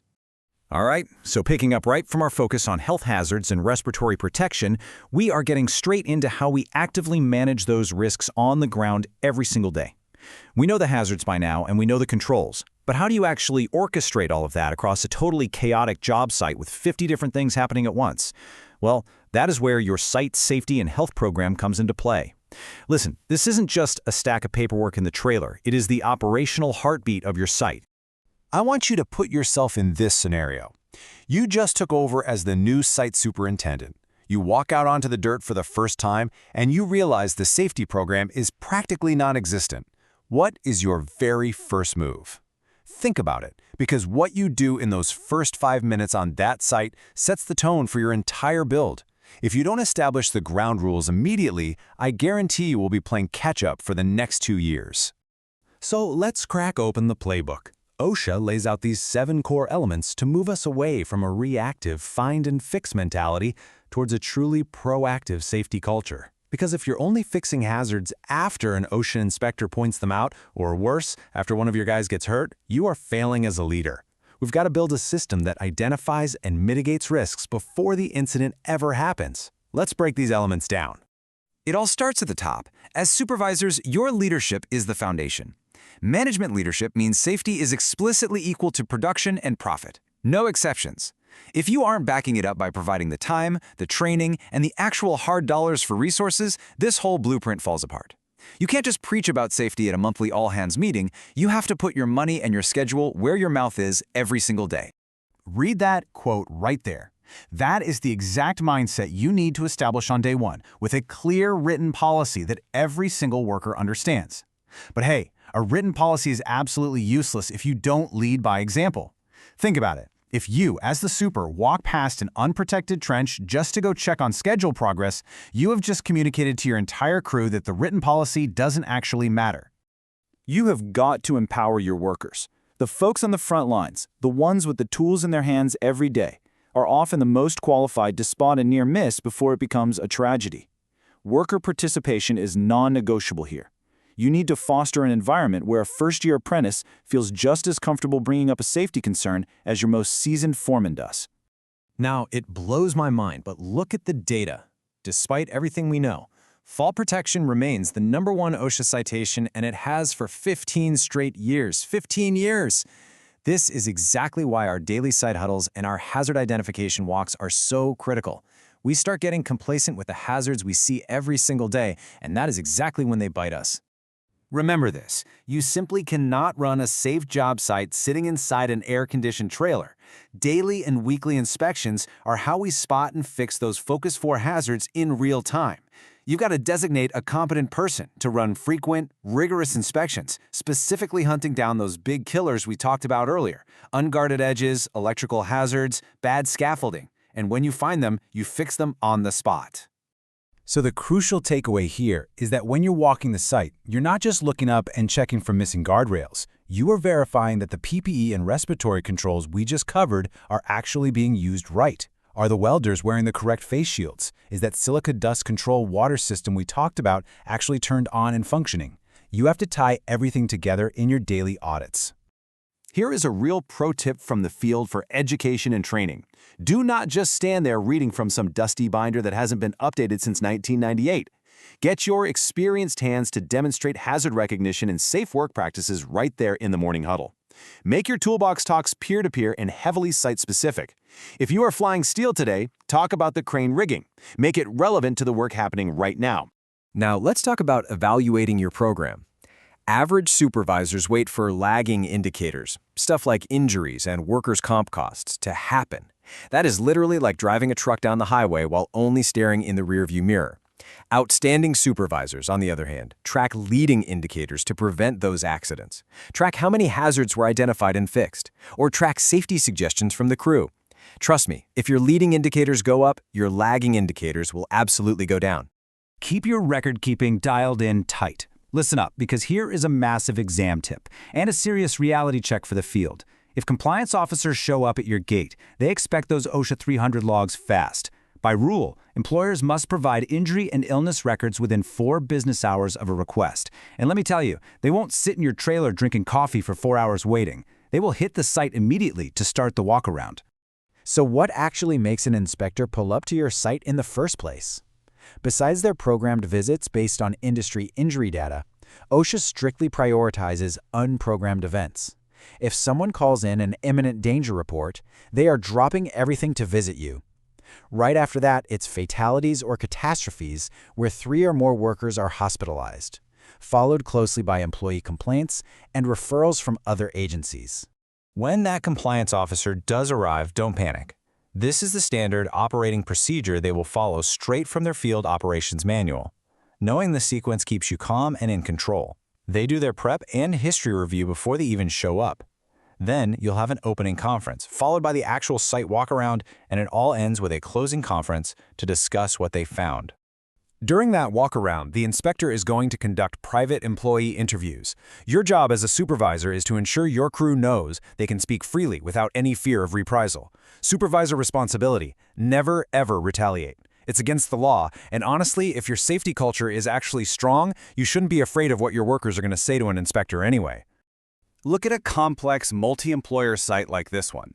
If you're the general contractor coordinating multiple trades and heavy equipment, you hold the responsibility for communicating site-wide hazards to every single sub and staffing agency before work even kicks off. It requires continuous communication. You cannot have the framing contractor completely unaware of the heavy crane picks happening right above their heads. To manage all of this effectively, you need to beat OSHA to the punch. Before an inspector ever steps foot on your dirt, you should be running your own comprehensive audits using self-inspection checklists modeled directly after OSHA standards. Check your hazard communication logs, verify those SDS binders are accessible, check your walking surfaces, make sure the medical supplies are stocked, and audit your PPE. That means confirming your walking surfaces are totally clear of trip hazards, and your emergency response gear is perfectly staged and ready to deploy at a moment's notice. Take fire safety, for example. Are your extinguishers actually mounted where they belong? Are the tags signed off monthly? And are they fully recharged? Because when things go wrong on a job site, they go wrong incredibly fast. Which brings us right to the ultimate test of your program's effectiveness: emergency action. If a fire broke out on your job site right this very second, Does every single worker know the exact evacuation plan, or are they just going to panic? That difference right there separates a controlled, professional site from a complete catastrophe. So let's figure out exactly how to build that readiness and get our emergency action and fire prevention locked down. Module 10, Subpart F, Fire Protection and Prevention. Right, so we just wrapped up that deep dive into your daily site inspections and safety programs, right? And you know what one of the biggest things we're always looking for on those morning walks is? Housekeeping. Piles of trash, stacked cardboard, oily rags. We don't just look for that stuff because it's an eyesore or even just a trip hazard. We look for it because it's fuel. Good housekeeping is literally your absolute first line of defense in stopping fires before they ever start. Okay, let's dive into this. The fire triangle. I know, you've probably seen this concept 100 times, but it is the absolute foundation of everything we do in Subpart F. To get a fire, you need 3 specific elements to combine at the exact same time. You need heat. That's your ignition source. So think a welding spark, a grinder, maybe a temporary heater. You need fuel, your combustible material, like scrap wood, cardboard, or flammable liquids. And lastly, you need oxygen, which is literally all around us, right? As a construction supervisor, your main goal out there, every single day, is to keep these 3 elements separated. If you keep the heat away from the fuel, you don't get a fire. It's that simple in theory. But man, on a busy, chaotic job site, it takes constant vigilance. Now, let's look at how OSHA breaks this down into 2 very distinct categories. First up, we have fire prevention under 1926.151. This is exactly what we just talked about, eliminating those ignition sources, strictly managing your fuel loads, and keeping the site clean. It's the proactive, everyday work of stopping a fire before it ever sparks. On the flip side, you've got fire protection under 1926.150. That's your emergency response, the fire extinguishers, the standpipes, the alarm systems, and the protocols you actually use to fight the fire once that triangle unfortunately connects. Now, here is a massive supervisor responsibility call-out. You need to own both sides of this coin. You have to enforce the daily prevention rules. Absolutely. But you also have to make sure the protection equipment is locked, loaded, and ready to go with 0 delay if things go wrong. So what does that protection equipment actually look like out in the dirt? Well, let's review the strict placement rules for fire extinguishers across your site. You are required to have a minimum of a 2A rated extinguisher for every 3,000 square feet of protected building area. More importantly, no worker should ever have to travel more than 100 feet to reach an extinguisher. If you're working in a multi-story building, OSHA requires at least 1 fire extinguisher located right adjacent to the stairway on every single floor. Oh, and don't forget the weather. You have to protect those water-based extinguishers from freezing in the winter. Listen, guys, this is one of the most common violations I see in the field. I'll walk sites and see extinguishers blocked by stacks of drywall, completely missing from their hooks because someone's using one as a doorstop, or just frozen solid in January. An extinguisher doesn't do your crew an ounce of good if they can't reach it or if it doesn't work. And look, when someone does grab that extinguisher, they need to know exactly how to use it under stress. That's where the PASS method comes in. If you're taking the OSHA exam anytime soon, you need to lock this in your memory. Step 1, P. Pull the pin to unlock the operating lever. Step 2, A. Aim at the base of the fire. You want to hit the fuel source, not shoot up at the flames. Step 3, S. Squeeze the handle to release the extinguishing agent. And Step 4, S. Sweep from side to side for complete coverage to make sure nothing reignites. But here is the critical, life-saving rule you have to drill into your crews during those morning huddles. If 1 full extinguisher isn't enough to put that fire out, they must drop the equipment and immediately evacuate the site. We are builders, not professional firefighters. We fight early-stage fires only. And this brilliantly illustrates why both prevention and rapid response are so absolutely critical. Think about this real-world job site scenario. You're welding on the 3rd floor of a new commercial build. You've got your hood down, you're totally in the zone, focused on laying down a perfect bead. But a shower of hot sparks drops down an open pipe chase right into the floor below, landing directly on a pile of combustible cardboard packaging. You don't see it happen. The electrician working down below doesn't see it either until it's already a raging fire spreading up the walls. That scenario? It happens on construction sites across the country way more often than you'd think. That exact scenario is why we have strict fire watch rules. 30 minutes. That is the magic number. You need to remember this. After any hot work operation, welding, cutting, brazing, grinding, you must maintain a dedicated fire watch for a minimum of 30 minutes after the work is completely done. Not 10 minutes, not 20, 30 full minutes. That person's only job is to stand there with an extinguisher and watch for those smoldering sparks that might have fallen into a wall cavity or down a shaft. And keep in mind, if you're doing roofing operations with torch-applied materials, industry best practices often push that requirement to a full 2 hours, simply because of how easily roof insulation can smolder completely unseen. Now, what's really interesting about this piece of equipment is the specialized engineering that goes into a proper safety can. When we're talking about handling flammable liquids, like gasoline or solvents, in quantities of 5 gallons or less, you cannot just use those cheap plastic jugs you buy at the hardware store. No way. OSHA requires approved safety cans or DOT-approved containers. A true safety can has a self-closing lid, so say it gets knocked off the back of a truck, it instantly seals shut. It has internal pressure relief so it won't explode if left sitting in the hot summer sun. It's got a flame arrestor screen in the spout to stop fire from traveling back into the can, and it's capped at a maximum capacity of 5 gallons. This equipment is specifically designed to keep your site from turning into a bomb. But even when you use the perfect safety can, the simple act of pouring flammable liquids is dangerous. Why? Static electricity. The friction of the liquid moving through the air generates a static charge. So when transferring flammable liquids from one container to another, those containers must be bonded together with a wire and alligator clips. This dissipates the static electricity safely to the ground. If you skip this step, that static charge can actually arc, create a spark, and ignite the fuel vapors right in your face. Here's a crucial pro tip for you supervisors out there. When you or your crew attach those alligator clips, make sure you actually score the paint on the containers. Wiggle them around a bit. You need true bare metal-to-metal contact. Otherwise, the static charge won't ground out safely at all. So the crucial point here is how we safely manage and store all this liquid fuel once it's actually on the site. Let's walk through these strict indoor storage limits.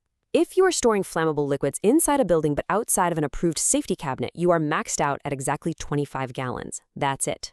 Now, if you invest in an approved safety cabinet, you can store up to 60 gallons of flammables or 120 gallons of combustibles inside that specific cabinet. But you can't just line a whole room with these things, as much as you might want to.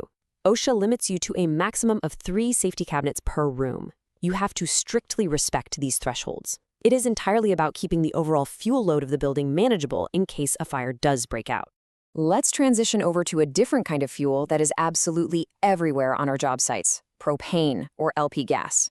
The number one golden rule here is that you must store LP gas containers outside. Never, ever store them inside a building under construction. Period. When they are stored outside, you need to secure those containers firmly in an upright position so they don't tip over. You must protect the valves with collars or caps. Remember, a full LP tank is under intense pressure. If a valve shears off, you've essentially created an unguided torpedo.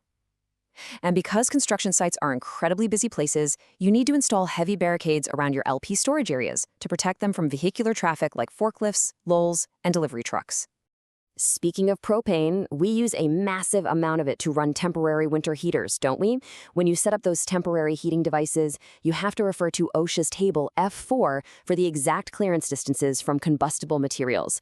For a standard room heater, the circulating type, you need a minimum of 12 inches of clearance on the sides and rear, and 18 inches for the chimney connector.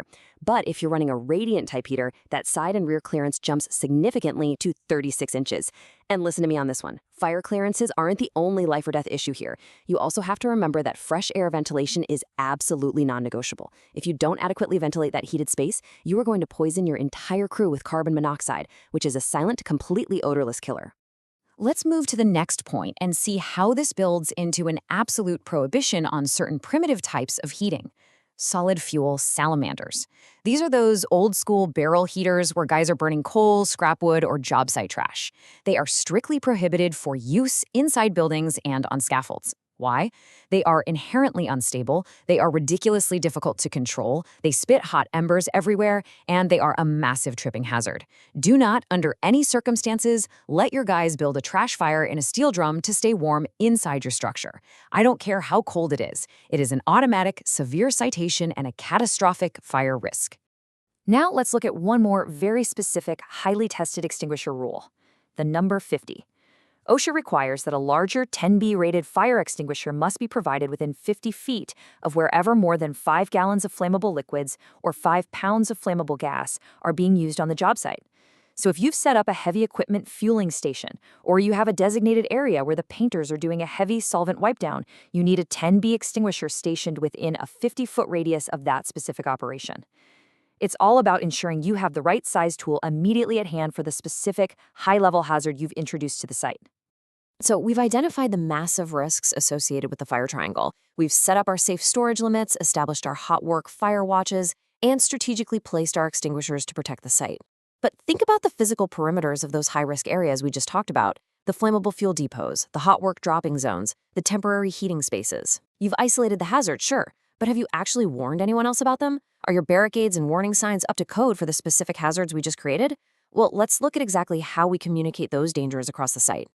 All right, so just like we mapped out those fire prevention areas with very specific red markings, we've got to apply that exact same level of strict visual communication to the rest of the job site. Look, you can't just slap a ripped piece of cardboard on a 2x4 with some Sharpie scribbled on it and call it a safety warning. I mean, it just doesn't work, and OSHA absolutely won't buy it.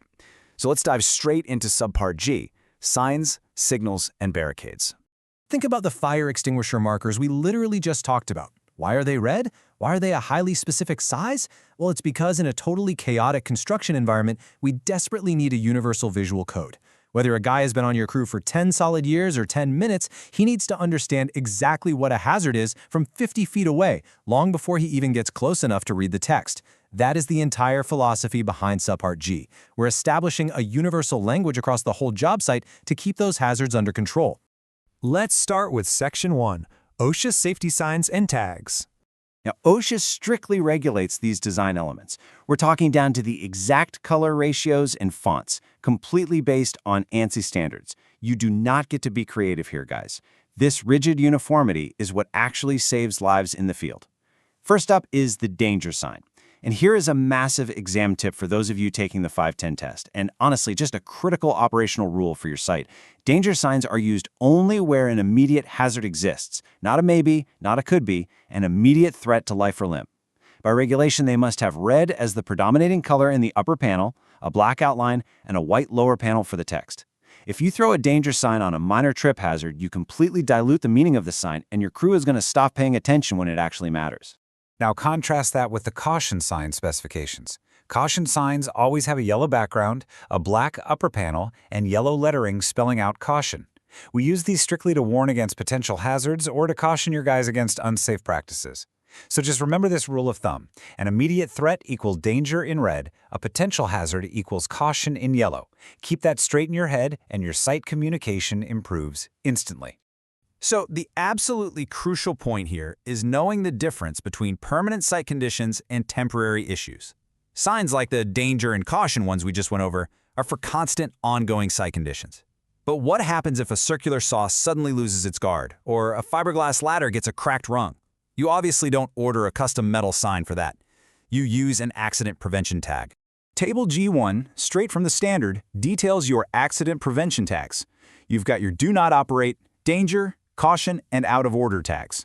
Now these are heavily regulated too, but listen up because here is a common violation I end up writing up constantly. Supervisors using these temporary tags as lazy substitutes for permanent accident prevention signs. The standard explicitly says tags are a temporary means of warning employees. They are not a substitute for signs. If a hazard is sticking around for a while, get a real sign put up. All right, now we're going to shift gears from static hazards, like a hole in the floor, to active dynamic hazards. Moving right along to Section 2, signaling and traffic control. When you've got heavy iron moving around personnel and public roadways, the risk just multiplies exponentially. If your crew is suspending the normal flow of traffic on a publicly accessible road, you are entering a major liability zone. Flaggers aren't just guys holding sticks out there, they are highly regulated traffic controllers. Their signaling, their equipment, and their positioning must completely conform to Part 6 of the MUTCD. That's the Manual on Uniform Traffic Control Devices. And look, high-vis clothing is not a suggestion. Flaggers have to wear ANSI Class 2 or Class 3 high-visibility safety apparel. A faded orange t-shirt from 3 summers ago, that's an immediate citation. And much more importantly, it's exactly how your guy gets run over. To prevent those kinds of tragedies, we rely heavily on advance warnings. The standard MUTCD worker sign with its black legend and border on a bright orange background is your advance warning.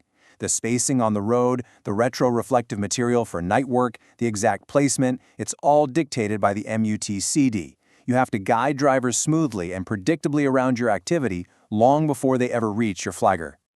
But remember, traffic isn't just cars. It's cranes, hoists, and heavy equipment moving around your site. Let me ask you guys this directly. Would you know the exact hand signal for stop if a crane operator asked you right now? What about boom down? OSHA Subpart G requires that crane and hoist signaling strictly follow the applicable American National Standards Institute or ANSI standards. You simply cannot invent your own hand signals on the fly. If the operator and the signal person aren't speaking the exact same visual language, you are just begging for a struck-by incident. Let's look at Section 3, Work Zone Barricade Standards. Which brings us to the physical boundaries we actually set up to keep those machines, the public, and our workers safely apart. Signs are there to warn you, but barricades physically channel you. The most basic channelizing devices we use are your standard orange traffic cones and drums. Now, OSHA requires that these channelizing devices be crash-worthy, so what does that actually mean out in the field? It means they have to be made of lightweight materials that give way when struck by a vehicle. They cannot break apart into dangerous shrapnel, and they definitely cannot be capable of penetrating the passenger compartment of a vehicle. Their job is to guide, not to destroy. Now, when we need to step up from cones to actual barricades, the MUTCD classifies them into 3 main types, based on the traffic speed and the sheer amount of visual impact needed. Type I is going to be your basic setup for conventional roads. Type 2 gives you a lot more reflective area, making it ideal for high-speed freeways. And Type 3, well, that's the big wall used for full or partial road closures. Let's break down those specs. A Type I barricade uses just a single rail, while a Type 2 steps it up to a double rail. Notice those alternating orange and white retroreflective stripes. And here is a tiny detail that OSHA inspectors absolutely love to check. Those stripes must slope downward at a 45-degree angle in the direction that road users are supposed to pass. Both Type I and Type 2 are intended for situations where road user flow is actually maintained through the work zone. They push traffic to the side. They don't stop it entirely. Then you have the big one, the Type 3 barricade. 3 wide rails, a massive amount of retroreflective area. We're talking a minimum of 48 inches wide, and these are usually stretched completely across a roadway or from curb to curb. This is specifically for closing a road at the very end of a work zone. When a driver sees a Type 3, the message is clear. Do not enter under any circumstances. But guys, here is one of the most dangerous, common violations I see regarding barricades, especially on super windy days. Guys will just grab whatever is nearby to weigh down the legs so the barricade doesn't blow over. The standard specifically dictates that barricades shall not be ballasted by non-deformable objects, like rocks or chunks of concrete. Never put ballast on top of a striped rail, and for the love of everything, never use concrete chunks. Think about it. If a car hits that barricade at 45 miles an hour, that heavy chunk of concrete instantly becomes a deadly projectile going straight through a windshield. Use sandbags on the base. Period. Wrapping up this module with Section 4, Common Violations and Field Checks. So how do you actually manage all this on a rainy Tuesday morning when everything is moving at once? You make it a non-negotiable part of your daily site walk. You run this mental checklist. Are any of my danger signs faded, covered in mud, or unreadable? Replace them immediately. Are my Type 2 barricades properly sandbagged at the base and not the top? Do my flaggers actually have their certification cards on them right now? And is their Class 3 gear clean enough to be reflective? And critically, did someone leave a Do Not Operate tag on a forklift that the mechanic actually fixed yesterday afternoon? Remove temporary tags the absolute second the hazard is cleared. Otherwise, they just become white noise and your guys will stop trusting the warning system entirely. By strictly controlling the visual environment with proper signs, standardized signals, and crash-worthy barricades, you completely take the guesswork out of job site navigation. You build a system where hazards literally announce themselves clearly, which naturally brings us to the next massive challenge. Once those delivery trucks are safely guided onto our site using all the traffic controls we literally just covered, what happens when it's actually time to unload them? Are our pathways clear, properly rated, and safely marked for the massive loads moving through them tomorrow? Let's walk over to the laydown yard right now and look at exactly how we handle, rig, and store those materials securely. All right, so we just locked down Subpart G, making sure our physical perimeters, signs, and barricades are exactly where they need to be. But, what happens when the delivery truck rolls right through those barricades? We're diving directly into Subparts H and N, the absolute backbone of materials handling, storage, and rigging. Moving and storing materials is routine, right? Every single day. But honestly, because it's so routine, that is exactly where complacency sets in. Picture this scenario on your job. You've got 40 bundles of rebar delivered to the site, and the crew immediately starts unloading. So how high would you allow your crew to stack those pallets? Seriously, think about it. It's a crucial question because manual and mechanical materials handling are actually leading causes of compensable injuries out there. We're talking catastrophic, struck by, or caught in between incidents when an unstable stack just collapses, or severe lower back injuries from improper manual lifting. Literally everything we cover right now is about preventing those exact nightmares from happening on your watch. Section 1. Let's talk about secure storage and stability. The very first critical phase of the material life cycle is just getting the delivery safely on the ground. Listen, if it's not stable, it's basically a ticking time bomb. OSHA's standard 1910.176b gives us 4 non-negotiable fundamentals for secure storage. If you are storing bags, containers, or bundles in tiers, they absolutely must be stacked, blocked, interlocked, and limited in height. The objective is incredibly simple. The load has got to be secure against collapse. So you block cylindrical materials so they don't roll away, and you limit the height based on what that bottom container can actually safely support. Let me give you a practical, field-tested example of this. Say your guys are dealing with bagged materials, like cement or mortar. You can't just pile them straight up to the ceiling. First, you've got to step back the layers as you go higher. Second, cross-key those dags at least every 10 layers to interlock them and create a nice, stable base. And third, and you have to drill this into your crews, always remove from the top row first. If someone gets lazy and tries to pull a bag from the middle of the pile, that whole stack can come down in a split second and easily crush a worker's leg. Moving on to Section 2, clearances and site housekeeping. Once your material is properly stacked, you have to actively manage the physical layout of the storage yard, because the space around it directly ties into injury prevention. Here's exactly what an OSHA compliance officer is looking for. On one hand, you have a compliant travel aisle. It's clear, it's in good repair, marked, and has plenty of safe clearance. Now contrast that with your classic job site violation. Obstructed clearances, trip hazards everywhere, packing straps all over the floor, pallets jutting out into the walking path. Guys, this isn't just an efficiency or neatness issue, it is a massive safety hazard. And the actual rule is right here in OSHA 1910.176c. It states, storage areas shall be kept free from accumulation of materials that constitute hazards. We're talking tripping hazards, fire hazards, and yeah, even pest harborage. Nobody wants rats on site. As a supervisor, cleaning up dunnage, shrink wrap, and loose waste isn't just about running a pretty site, it is a direct OSHA mandate. Think of good housekeeping as fundamental safety engineering. Section 3, mechanical equipment and forklifts. Okay, now that materials are safely stored, we actually have to move them around the site. And what's really tragic about mechanical equipment is this specific number, 100. That is the approximate number of fatalities caused by forklift accidents every single year, right alongside tens of thousands of really serious injuries. To put that in perspective, these are incredibly heavy machines, often with limited visibility, operating right next to pedestrians. The stakes here are literally life or death.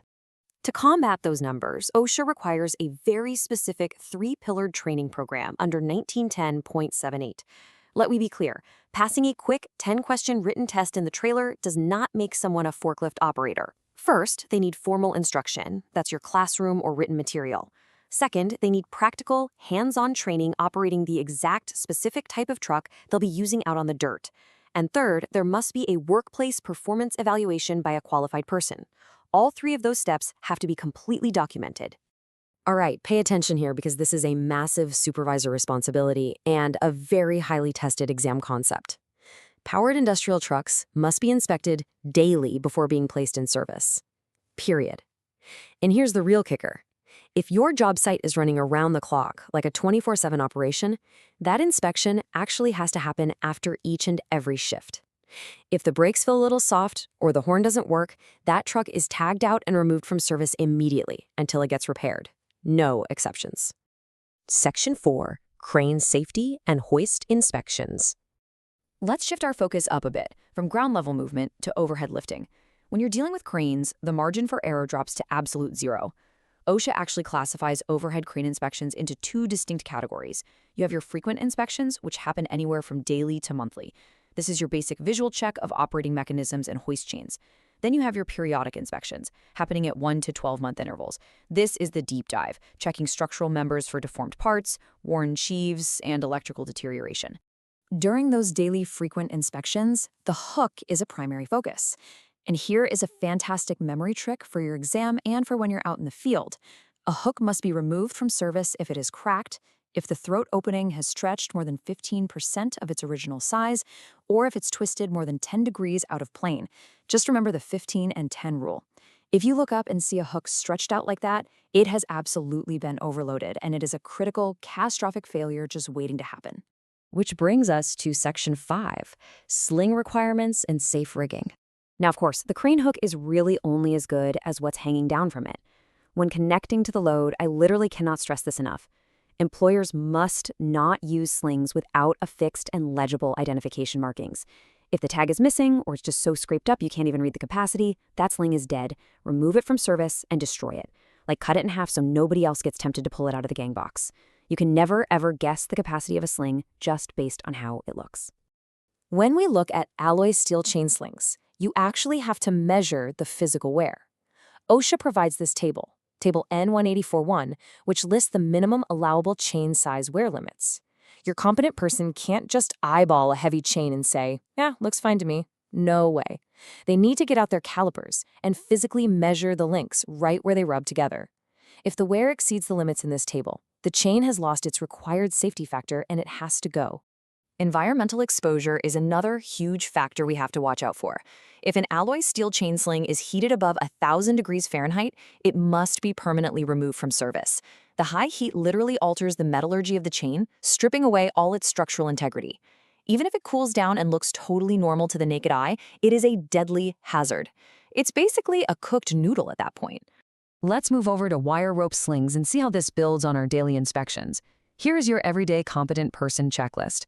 You remove a wire rope sling immediately if you find 10 randomly distributed broken wires in one row play, or 5 broken wires in one single strand in one row play.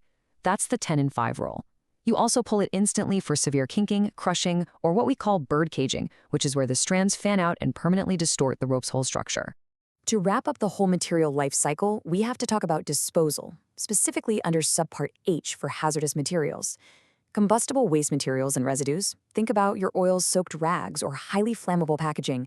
They must be kept to an absolute minimum, stored in covered metal receptacles and disposed of daily. Letting this kind of stuff pile up in a back corner of the site is just an open invitation for a massive, uncontrollable fire. So we've got the site totally dialed in. Your materials are stacked securely, your forklifts are inspected, your slings are tagged, and the combustible waste is properly stored away. The delivery is complete. But what happens the very minute your crew steps up, pulls out their grinders, and starts cutting into that rebar? Well, that fundamentally changes the hazard profile of the task, and we need to look at exactly how to guard against those specific mechanical dangers right now. All right, so we've got our materials safely staged and stored. Everything's right where it needs to be from our last discussion. Now it's time to pick up our tools and actually get to work. Module 13 covers OSHA Subpart I, hand and power tools. You know, tools are such a common, everyday part of our lives, both on the clock and in our own garages, that it is surprisingly easy to forget just how dangerous they can actually be. As an industry, we see a tremendously high frequency of hand and power tool injuries. And the real tragic part of that, almost all of them are completely preventable with just some basic, simple controls. So let's dive into exactly how we manage those hazards in the field. It all starts right here with 1926.300A. All hand and power tools and similar equipment shall be maintained in a safe condition. Period. That is the absolute rock-solid foundational rule of Subpart I. OSHA doesn't mince words here, guys. Before we even start talking about specific guards or safety switches or power sources, the baseline expectation is just this. If a tool is physically on your job site, it must be safe to use. Now, what's really interesting about this foundational rule is how it handles personal equipment. And here is a key supervisor responsibility, and honestly, a major exam tip for you. Who is responsible if a worker brings a defective personal tool to your job site? Let's say one of your crew brings in an old circular saw they dragged out of their basement and the ground pin is missing. If an OSHA compliance officer walks your site, who gets the citation? Well, the answer is the employer. You, as the supervisor, are legally responsible for the condition of all tools on your site. Period. It absolutely does not matter whether the company bought them or the employee brought them from home. You cannot use personal tools as a loophole to bypass maintenance standards. Let's start with hand tools and see how this builds. A perfect example of tool degradation is something I see literally all the time out there: the mushroomed chisel head. When you repeatedly strike an impact tool, like a chisel, a wedge, or a drift pin, the actual metallurgical structure of that tool changes. The metal deforms, it splays outward, and it becomes incredibly brittle. If you strike a mushroomed head, like the one shown here on the left, pieces of that brittle metal can just shear right off, and when they do, they act as high-velocity shrapnel. So to properly maintain this tool, you've got to take it to a grinder and grind that head back down to that clean, chamfered profile you see over on the right. This brings us to a very clear mandate.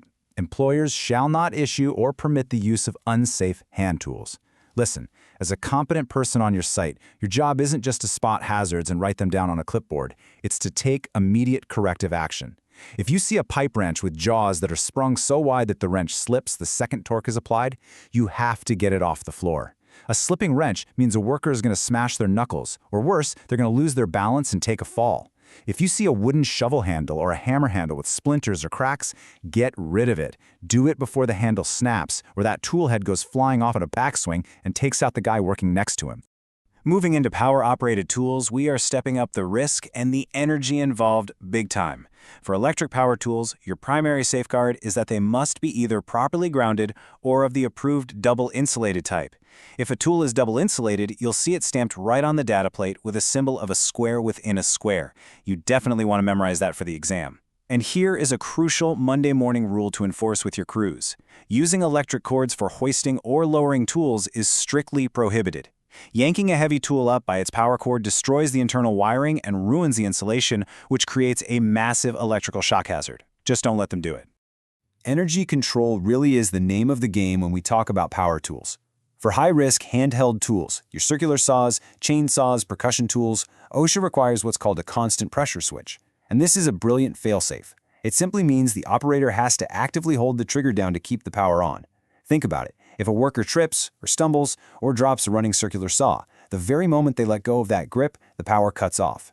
That switch prevents a runaway blade from skittering across the decking and causing a catastrophic injury. Now, let's talk about hydraulic tools for a minute. This is a super common yet incredibly dangerous violation. We have a hydraulic jack placed on an uneven surface, and it's just propped up with a piece of scrap wood. Look, when you are lifting heavy loads, physics is entirely unforgiving. If you put a jack on unlevel ground, or you try to push it beyond its rated capacity, that jack is going to kick out, and that load is going to instantly collapse. There's no warning. You must ensure jacks have a firm, level foundation, and when they aren't being used, they need to be inspected regularly and kept properly lubricated. All right, moving on to pneumatic tools. These are your tools powered by compressed air, framing nailers, jackhammers, things like that. You are dealing with extreme pressure here. A major common violation is finding tools without safety clips or whip checks. A whip check is just a short, strong safety wire that secures the tool to the air hose. Why is this so critical? Because if a high-pressure air hose accidentally disconnects from a tool, that heavy, metal-tipped hose is going to violently whip around like a snake, and let me tell you, it will break bones long before you can sprint over to the compressor to hit the shutoff valve. Positive locking devices on these hoses are absolutely non-negotiable. Then we have our powder-actuated tools. Guys, these tools operate exactly like a loaded gun. They use a literal explosive charge to drive fasteners into concrete or structural steel. Because of that, the protocol is incredibly strict. First, only employees who've been specifically trained and certified in the operation of that exact tool are allowed to use it. Second, the tool's safety devices have to be tested every single day before it gets loaded. And third, you never, under any circumstances, leave a loaded tool unattended on the job site. You load it just prior to pulling the trigger. That's it. To truly understand the hazard of this next class of tools, I want you to just think about this number, 10,000 RPM. 10,000 revolutions per minute. That is the typical operating speed of a standard, modern angle grinder. We are dealing with extreme centrifugal force. If an abrasive wheel has a microscopic crack in it and it shatters at 10,000 RPM, it doesn't just break, it explodes. You are dealing with high-velocity shrapnel flying right at the operator. That underlying physics really sets the stakes for why grinder safety is one of the most heavily, strictly regulated sections in all of Subpart I. Because of that bursting hazard, the guarding geometry required for abrasive wheels is incredibly precise. Let's look at floor and bench-mounted grinders. The safety guards can only allow a maximum angular exposure of 90 degrees of the wheel's periphery. Plus, you have your work rests. The work rest has to be rigidly supported, and it must be kept at a distance of no more than 1/8 of an inch from the surface of the spinning wheel. 1/8 of an inch. Burn that into your memory. If that gap gets any larger, the piece of metal you're grinding can get wedged right between the rest and the wheel, which will instantly jam it and cause that wheel to violently explode. Which brings us to a classic everyday job site scenario. You're walking the site, and you see one of your guys using a powered portable grinder, but they've taken the guard off. We've all seen it. Maybe they removed it to fit a larger disc, or to squeeze into a tight corner, or, my favorite excuse, just to finish the job faster. As a supervisor, you have to shut this down immediately. There is zero excuse. That guard is structurally designed to contain the fragments of a bursting wheel. It is quite literally the only thing standing between your worker's face and jagged shrapnel. To give us even more protection against that bursting hazard, OSHA requires what's called a ring test for all new abrasive wheels before they are ever mounted on the tool. You suspend the wheel on a pin or your finger, and you tap it gently with a non-metallic implement, like the wooden handle of a screwdriver. It should produce a clear, distinct metallic ring. If it sounds dead or like a thud, it's got a hairline crack. You throw it in the trash immediately. And of course, as you can see with the massive shower of sparks grinders throw off, you can't rely on guards alone. High-impact eye and face protection is an absolute non-negotiable requirement when operating any grinding equipment. So let me ask you directly, what would you do if you were walking your site right now and saw a damaged extension cord laying on the deck? Let's say the outer insulation is pulled back and those energized inner conductors are totally exposed. Your response has to be immediate.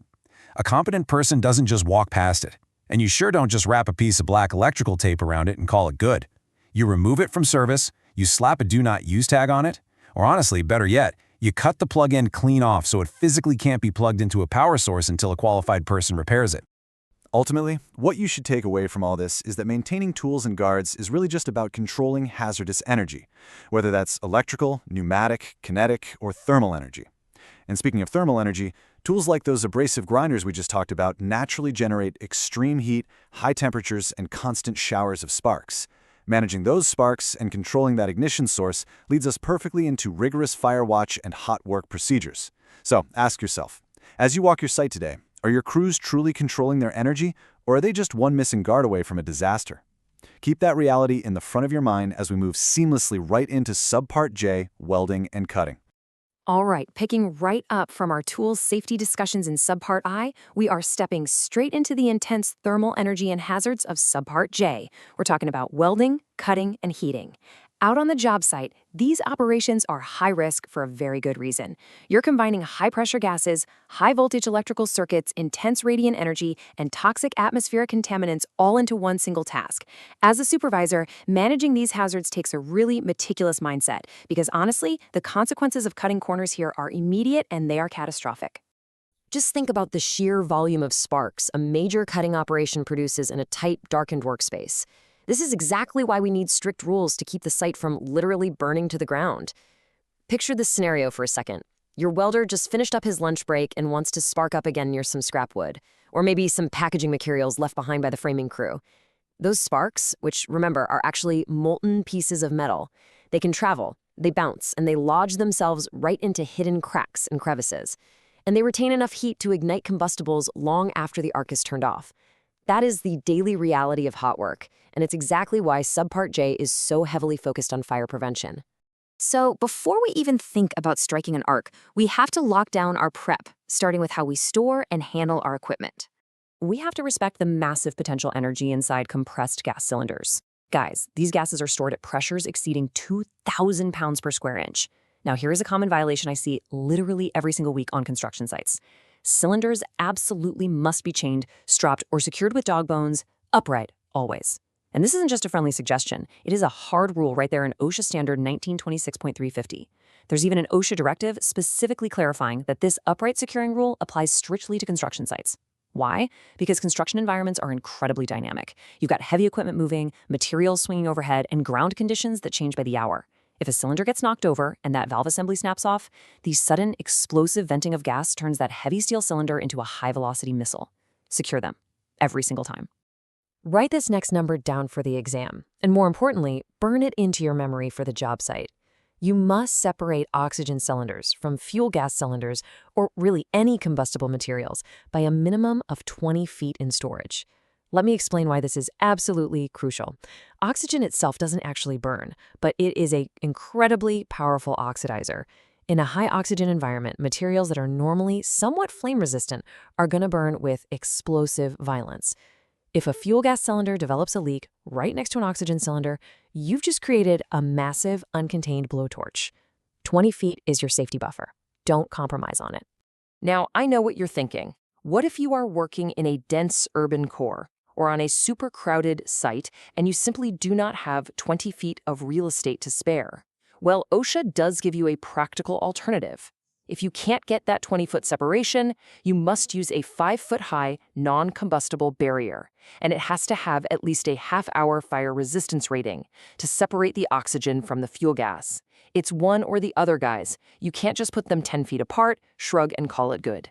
And we really need to talk about the catastrophic consequences of mixing oxygen fittings with oil or greasy gloves. When pressurized pure oxygen comes into direct contact with a hydrocarbon, I'm talking motor oil, grease, or even just heavy, oily sweat on a pair of old leather work gloves, it can auto-ignite.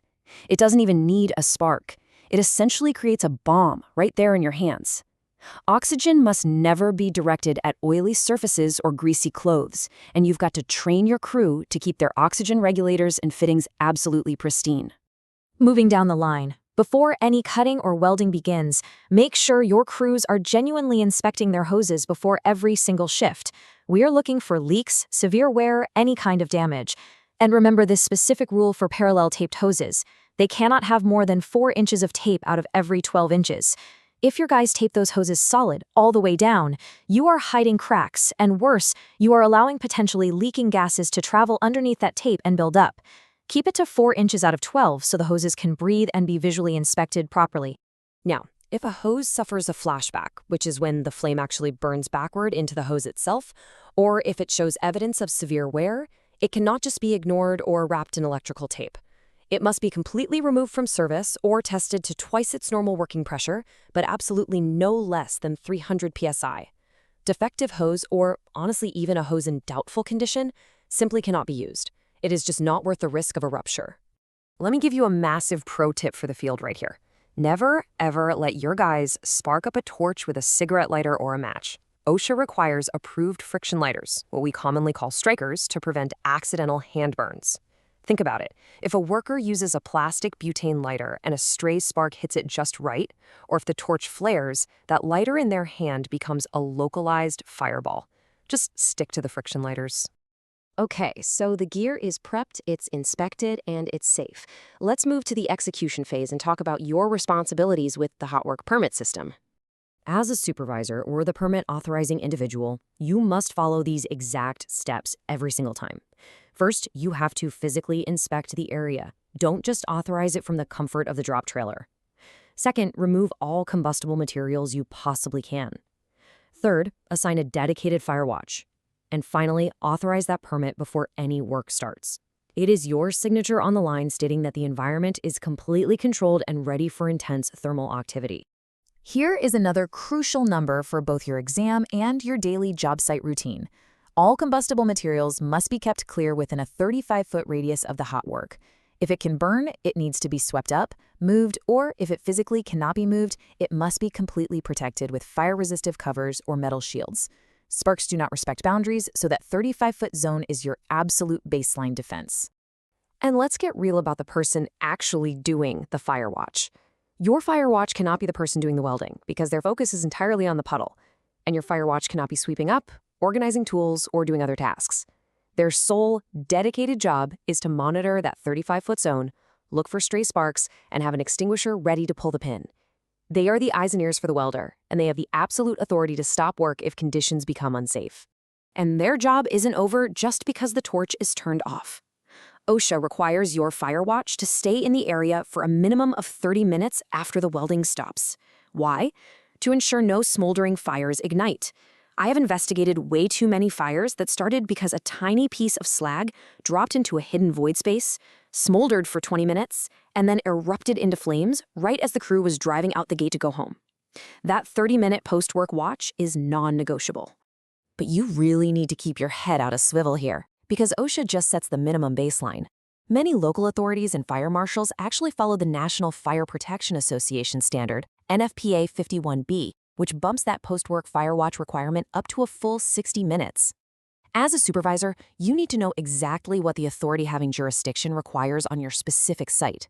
Always plan your manpower and your end-of-shift timelines around this post-work watch requirement. Finally, let's pivot to the environment the worker is actually standing in, focusing on ventilation and PPE. We have to protect the worker directly from atmospheric hazards. This one catches people off guard. If you have chlorinated solvents on site, keep them at least 200 feet away from the exposed arc, unless they are properly shielded. Why such a massive distance? Because the intense ultraviolet radiation from an arc weld can actually break down the vapors from these degreasers and solvents, converting them into highly toxic gases, including phosgene gas, even from a distance. If you are preparing surfaces with these solvents, they must be thoroughly dry before any welding begins. Think about your own crew for a second. Would they know the correct shade lens for MIG welding versus gas cutting? You have to ensure they have the right filter lenses. And remember, their skin must be completely covered at all times. Arc welding produces intense ultraviolet rays that will give a worker severe radiation burns. It's essentially an extreme, terrible sunburn on any exposed skin. We also need to ensure multiple welders working near each other are protected from each other's arcs by using screens or wearing filter goggles under their helmets. When it comes to fumes, the crucial point is that when working in confined spaces or on specific metals like stainless steel, natural ventilation just isn't going to cut it. Stainless steel welding produces hexavalent chromium, which is a known carcinogen. OSHA standard 1926.353 dictates that you must use suitable mechanical ventilation to pull those fumes away from the worker's breathing zone or provide proper respiratory protective equipment. You have to get that bad air out or filter what the worker is breathing in. At the end of the day, managing thermal energy safely is all about controlling your site preparation. From securing those high-pressure cylinders to clearing that 35-foot radius to verifying your ventilation, it requires the exact same meticulous supervisor mindset, the exact same attention to environmental controls that we need the second we start breaking ground, managing massive earth pressures and setting up proper trench defenses in Subpart P. So let's keep this momentum going and dive right into excavation safety. All right, we just wrapped up the fire watch and hot work requirements in Subpart J, so let's put away those welding stingers and head straight out into the dirt. We're diving right into Subpart P, excavations. Listen, I need your absolute full attention here, because trenching and excavation work, it is consistently one of the most dangerous, unforgiving activities in all of construction. Seriously, there are no second chances when the earth moves. I want to hit you hard with this reality right out of the gates.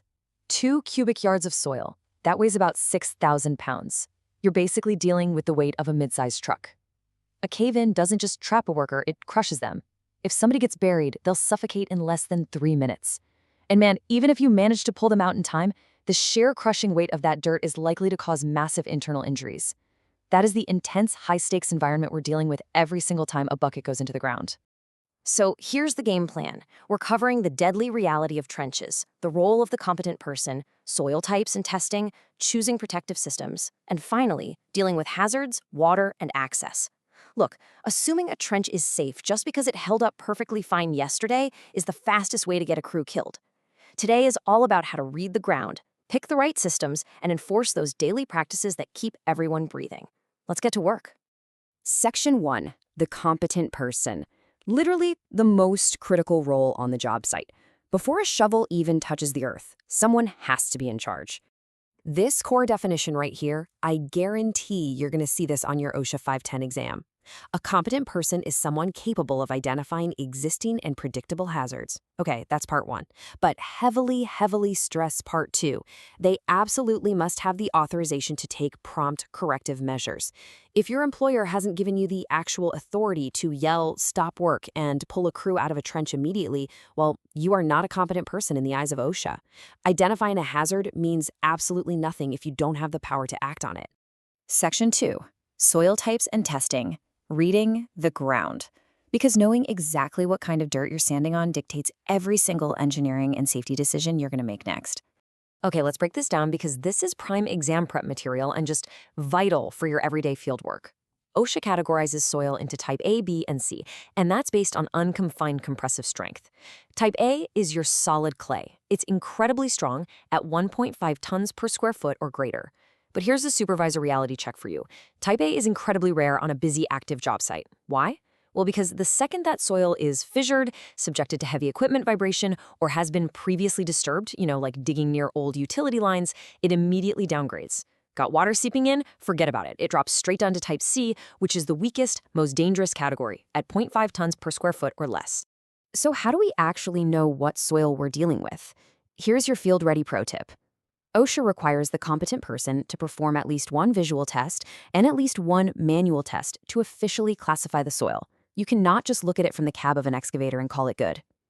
Visually, you're hunting for cracking, spalling, or water seeping out of the sides. And manually, you gotta get your hands dirty. Do a thumb penetration test, break out your pocket penetrometer, or do a ribbon test. You gotta do both steps. It's mandatory.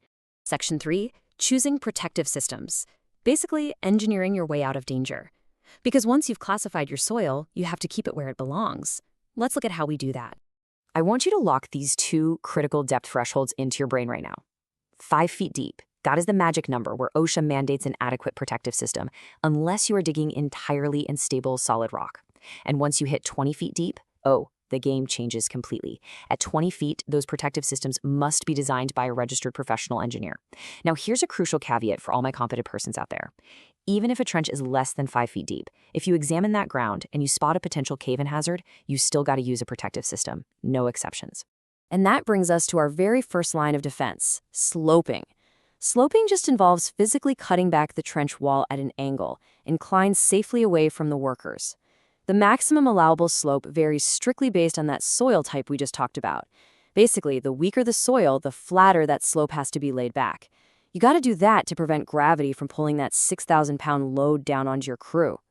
Now, if you just don't have the real estate to slope the earth back, you're going to use shoring or shielding. We're talking about manufactured trench shields, commonly called trench boxes. But I need to make a really, really clear distinction here. Trench shields do not actually prevent cave-ins. Nope. What they do is shield the workers when that trench face inevitably collapses against them. And remember this golden field rule. These boxes must always, without exception, be used exactly according to the manufacturer's tabulated data. And your competent person has to have that data on site. Let's do a quick rapid-fire reality check. When an OSHA inspector rolls up to your site and sees an open cut, they are hunting for a few specific things. These are your most common high-value field violations. Number 1, no protective system in a trench over 5 feet. Number 2, workers trapped with inadequate access and egress. 3, huge spoil piles sitting right on the edge of the cut. Or 4, the inspector asks for the competent person and nobody raises their hand. Guys, these are easily preventable mistakes that end up on citations or a whole lot worse on the evening news.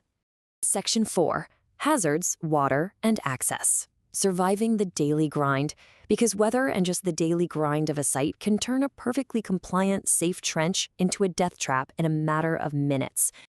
I want to put you on the spot with a real-world scenario right now. Your crew is down in a 12-foot trench, they're laying sewer pipe, and out of nowhere, the sky opens up with a heavy rainstorm. As the competent person, what is your immediate next move? Well, you pull the crew out. Instantly. OSHA standards strictly prohibit workers in an excavation where water's accumulating unless adequate precautions, like special shields or water removal equipment, are actively being used. And honestly, even then, you have to reinspect that trench after every single rain event before anyone is permitted to re-enter. Water undermines trench walls faster than pretty much anything else. I want you to treat this as a bright yellow, remember this moment. When things go wrong, your crew needs to escape fast. The rules for access and egress, meaning just getting in and out safely, are incredibly strict. A stairway, ladder, or ramp is totally mandatory the second your trench hits 4 feet of depth. Furthermore, no worker should ever have to travel more than 25 feet laterally just to reach that exit. And hey, if you're using a ladder, it's got to extend at least 3 feet above the edge of the excavation. They need something solid to grab onto as they pull themselves out of that hole. Next up, you got to watch your spoil piles. The dirt you pull out of the hole has to go somewhere, right? But it cannot sit right on the lip of the trench. OSHA requires all spoil piles, materials, and heavy equipment to be kept a minimum of 2 feet back from the surface edge. 2 feet. If you place that massive, heavy pile right on the edge, you are creating a deadly surcharge load. That downward pressure will force the trench wall to blow out and collapse right onto the workers below. We also need to remember that cave-ins aren't the only killer down in the dirt. Invisible atmospheric hazards can drop a crew before they even realize they're in trouble. If your excavation is 4 feet or deeper, and you're digging near a landfill, a hazardous storage area, or tying into existing sewer lines, you are required to test the atmosphere before anyone goes in. You're monitoring for oxygen deficiency, which means anything under 19.5% oxygen, and you're watching for explosive, flammable, or toxic fumes. Bad air settles in low places, and a trench is the absolute perfect trap for it. So, we've successfully classified our soil, we've shored up our walls, and we've monitored the air. But what actually happens when we start building inside that hole? The exact moment you start laying rebar and erecting formwork for a foundation wall, the very definition of that space starts to change. The hazards shift from just the dirt around you to the massive weight of the materials you're putting together. So, as we transition straight out of the dirt and into pouring concrete in Subpart Q, ask yourself, how do the safety rules adapt when your trench suddenly becomes a structural mold? Let's get into it. All right, so we've got the dirt moved and the trench secured under Subpart P, so naturally, it's time to build up. We're moving straight into Subpart Q, concrete and masonry construction. This is where the heavy lifting literally begins. You've got dynamic, shifting materials, massive weights, and highly energetic equipment all coming together on your site at once. Think about it for a second. We've secured the trench, but what happens when those concrete trucks actually roll up? Your job site totally transforms. As supervisors, you are now dealing with wet, heavy, flowing material that hasn't reached its structural strength yet. You're dealing with formwork, cranes, high-pressure pumping lines. The hazards instantly shift from the ground collapsing in on you to the structure collapsing down on you, or, workers getting caught right in the middle of active pours. So here's our game plan for Subpart Q. Number 1, we're going to tackle general hazards and impalement. Then, tools, equipment, and pouring. After that, we'll dive into cast-in-place and formwork. Then we'll move into masonry construction and limited access zones, and finally, we'll wrap it all up with supervisor duties and a quick review. All right, let's jump right into Section 1, General Hazards and Impalement. Listen, one of the absolute most persistent and lethal hazards in our industry is unguarded protruding reinforcing steel, rebar. The standard here is absolute. All protruding reinforcing steel that an employee could fall onto or into, well, it must be guarded. Why? Because the physics are totally unforgiving. A fall onto a piece of unguarded rebar concentrates thousands of pounds of pressure onto a tiny, tiny point. The human body just cannot resist that kind of penetration. So you need high-impact plastic caps, the ones with the internal steel plates, or you need to build timber troughs to actually blunt that surface. Let me ask you right now, supervisor to supervisor, would you let that hazard stand overnight? If a worker trips, it is literally game over. Cap it or cover it, every single time. No excuses. Now, here's a massive supervisor responsibility straight from 1926.701A. It dictates that you cannot place construction loads on a concrete structure unless you've determined it can actually support that weight, based on information from a person qualified in structural design. I have seen guys try to land pallets of block or even heavy equipment on a green deck just to get it out of the way. You cannot guess here.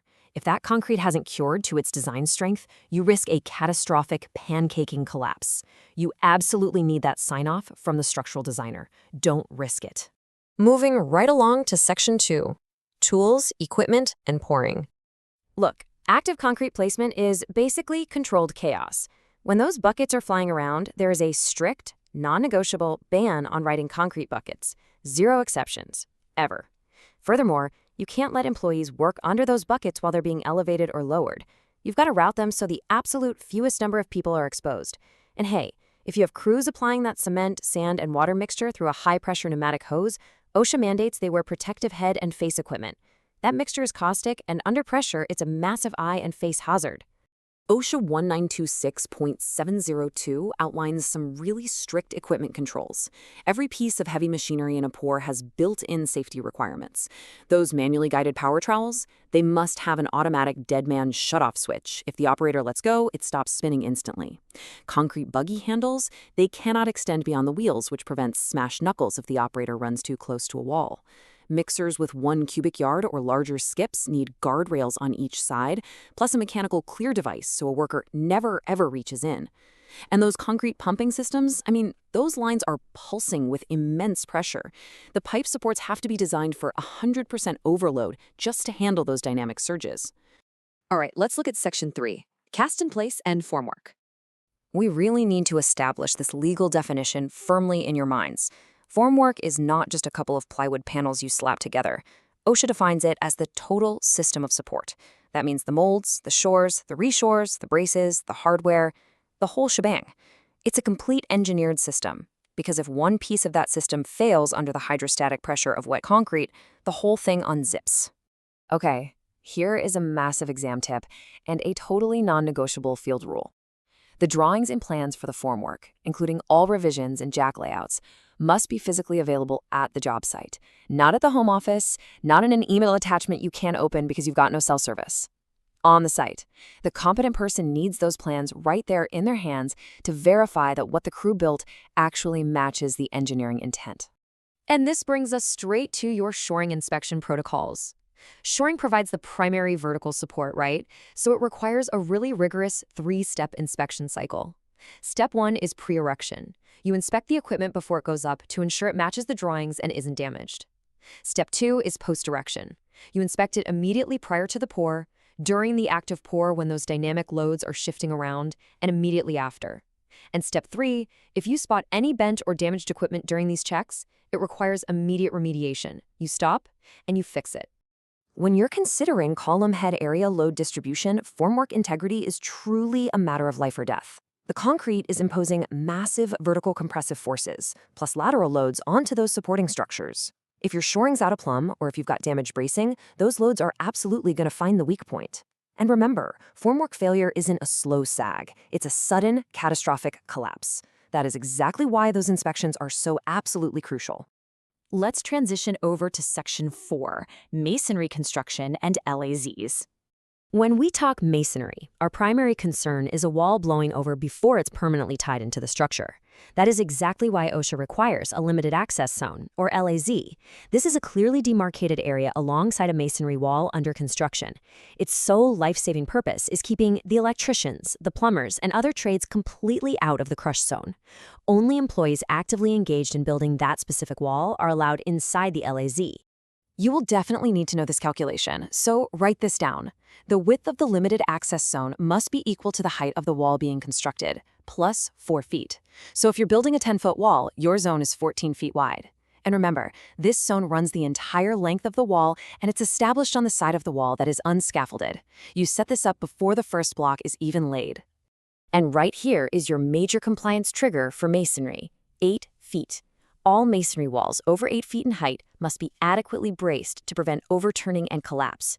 That bracing has to remain in place until the permanent supporting elements of the structure are fully tied in. You cannot just leave an unsupported 10-foot green block wall standing in the wind overnight. It will come down, and it will kill whoever is underneath it, for sure. Okay, bringing it home with Section 5, Supervisor Duties and Review. Consider this your ultimate Subpart Q field checklist. First, walk the site and verify those formwork plans are physically in the hands of the competent person.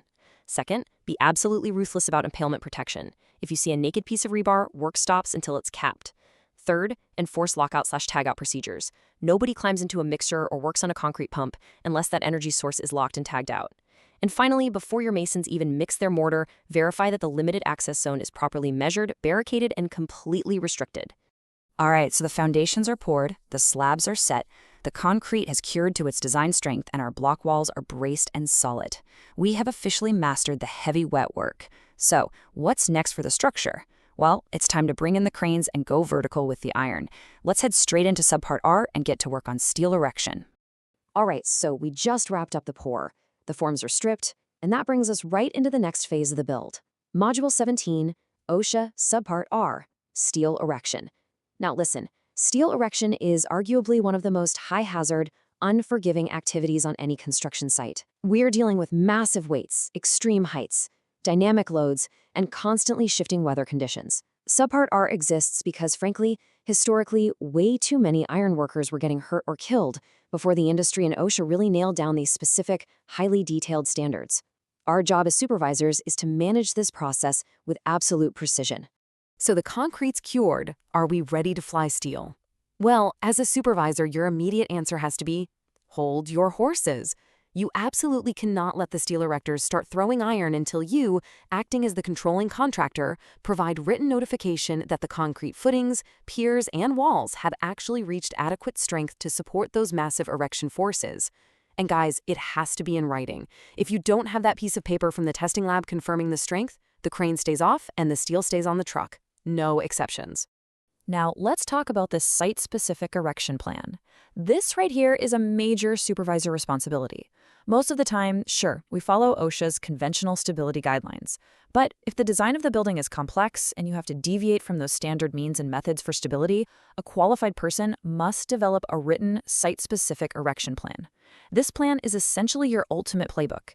It details the exact sequence of erection, where your cranes are setting up, how temporary bracing is handled, and exactly what your fall and falling object protection systems are going to be. It must be kept on site, and it must be followed to the letter. Let's focus on a very specific number for a second. 4. Why 4? Well, because every single structural column must be anchored by a minimum of 4 anchor bolts, period.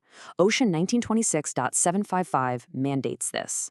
And it's not just about having 4 bolts, you know? That column base plate and those bolts are engineered to resist a minimum eccentric gravity load of 300 pounds located 18 inches off the column face. To put that into perspective, that's basically a big worker in a harness with heavy tools leaning way off the side of the column. It's built to keep that column standing safe and tall even before the beams are bolted in to support it. But here is a situation you will absolutely see in the field. You're getting ready to set a column and, wouldn't you know it, you realize the concrete crew bumped an anchor bolt during the pour and it's out of plumb or maybe the threads are damaged. Can you just grab a torch, heat it up, and bend it back into place? Absolutely not. This is a hard rule. Anchor rods cannot be repaired, replaced, or field modified without the written approval of the project's structural engineer of record, the SER. And as the controlling contractor, you have to physically hand that written notification to the steel erector before that column is ever flown. Okay, so the columns are set, the beams are going in. That brings us to plumbing up. This is the highly technical process of ensuring the skeletal frame is perfectly vertically aligned and square. The crew uses guy wires, cables, and turnbuckles to really pull everything into perfect alignment. Here is the absolutely crucial point for you as supervisors. A confident person dictates when this equipment is installed, and more importantly, plumbing up equipment can only be removed with that confident person's direct approval. You don't just go and unhook a guy wire because it's in the way of a forklift, right? That cable is literally holding the building square. Okay, look up at the sky for a second. We really have to talk about overhead hoisting. Under Subpart R, all hoisting operations must be pre-planned to ensure we are never flying suspended loads over our workers. There is practically only one exception to this rule. The connectors making the initial connection can have the load flown to them because, well, they literally have to catch the iron. But for everyone else on the site, you must establish safe routing paths. Dropped loads are catastrophic. Pre-plan the path, use your taglines, and keep the area below the lift absolutely clear. Now, here is a major productivity technique that OSHA strictly regulates, the Multiple Lift Rigging Procedure, or MLRP. You'll hear the field guys call this Christmas treeing. Exam tip right here, folks. Memorize these numbers. You can hoist a maximum of 5 members per lift. Only structural beams, no bundles of decking, no joists. They must be rigged at least 7 feet apart from the top down, and that rigging assembly must be specifically designed and certified with a 5-to-1 safety factor. It's a highly controlled operation, and every single employee involved must be specifically trained in MLRP before they even touch the rigging. So the crane flies that beam in. Picture this for a second. Your iron worker is 150 feet up in the air, straddling a beam, making that critical initial connection. Suddenly, the wind picks up. How do we make sure that beam doesn't roll or drop while he's working? OSHA requires a minimum of 2 bolts per connection to be inserted and drawn up wrench tight before the crane can slack its load line and actually release the beam. That 2-bolt minimum provides the temporary stability needed while the rest of the structure is leveled and bolted up. Once the skeleton is framed up, the decking crews move in to create our floors and roofs. Listen to me on this one. This is a massive common violation alert. When the delivery trucks drop off metal decking, it usually comes in bundles, secured by these metal shipping bands. You will inevitably see a hurried crew try to hook their rigging right through those thin shipping bands to hoist the bundle up to the roof. Do not let them do this. Those bands are meant to keep the sheets from sliding around on a flatbed, not to hold thousands of pounds in the air over people's heads. Bundle packaging and strapping shall not be used for hoisting unless it's specifically manufactured and marked for it. As the decking gets laid out, we establish a CDZ, a controlled decking zone. You can see it clearly demarcated with red control lines and stanchions right here. A CDZ is a very specific area where metal deck is initially being installed and forms the leading edge of a work area. OSHA allows these zones specifically between 15 and 30 feet above the lower level to help train deckers move efficiently while still managing the hazard. Let's dive into the strict rules of this zone. Inside a CDZ, access is strictly limited to only those workers actively engaged in leading-edge work. No electricians, no plumbers, no other trades allowed. And here is a critical structural limit to lock into your memory. There can never be more than 3,000 square feet of unsecured decking at any time. As the deckers lay the sheets, they have to secure them with safety deck attachments from the leading edge back toward the control line. Final permanent attachments and shear studs cannot be installed in the CDZ. That work happens later using the fully secured decking as a safe working platform. All right, let's tackle what is easily the most confusing, yet absolutely most intensely scrutinized part of Subpart R, fall protection. Now, back in Subpart M, we learned that in general construction, the fall protection trigger is 6 feet. If you are 6 feet up, you tie off or you have rails. But steel erection has its own carved-out rules. For most steel erection activities, the standard fall protection trigger is actually 15 feet. That's a big difference, and it was negotiated because of the highly unique, dynamic nature of moving around on an open iron framework. But it gets a little more nuanced for the connectors themselves. Here is a remember this moment. Connectors are the men and women actively receiving the iron from the crane and putting the skeleton together. Under OSHA, they actually do not have to tie off their lanyard until they reach 30 feet or 2 stories, whichever is less. However, and this is a massive however, between 15 and 30 feet, they must be physically wearing their personal fall arrest harness and have the ability to tie off. The equipment must be on their body and ready to go if the conditions suddenly require it. So, the erection sequence is complete. The columns are plumb, the beams are bolted tight, the floors are fully decked, and the structure is solid. But looking at our progress, it brings up the next practical challenge on our job site. We have a brand new multi-story structure going straight up into the sky. How do we safely get our crews, our tools, and all the subsequent trades up and down this new building without exposing them to slip, trip, and fall hazards on the way up? Let's literally walk right over to the stair towers and look at how we solve that.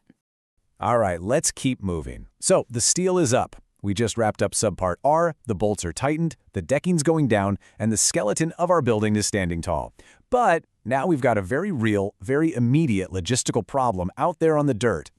Think about it. You've got your framers, your sparkies, your plumbers rolling onto the site, and they need to actually get from the ground up to those newly erected upper decks. If we don't give them a safe, compliant way to make that transition, you know exactly what they're going to do, right? They're going to improvise.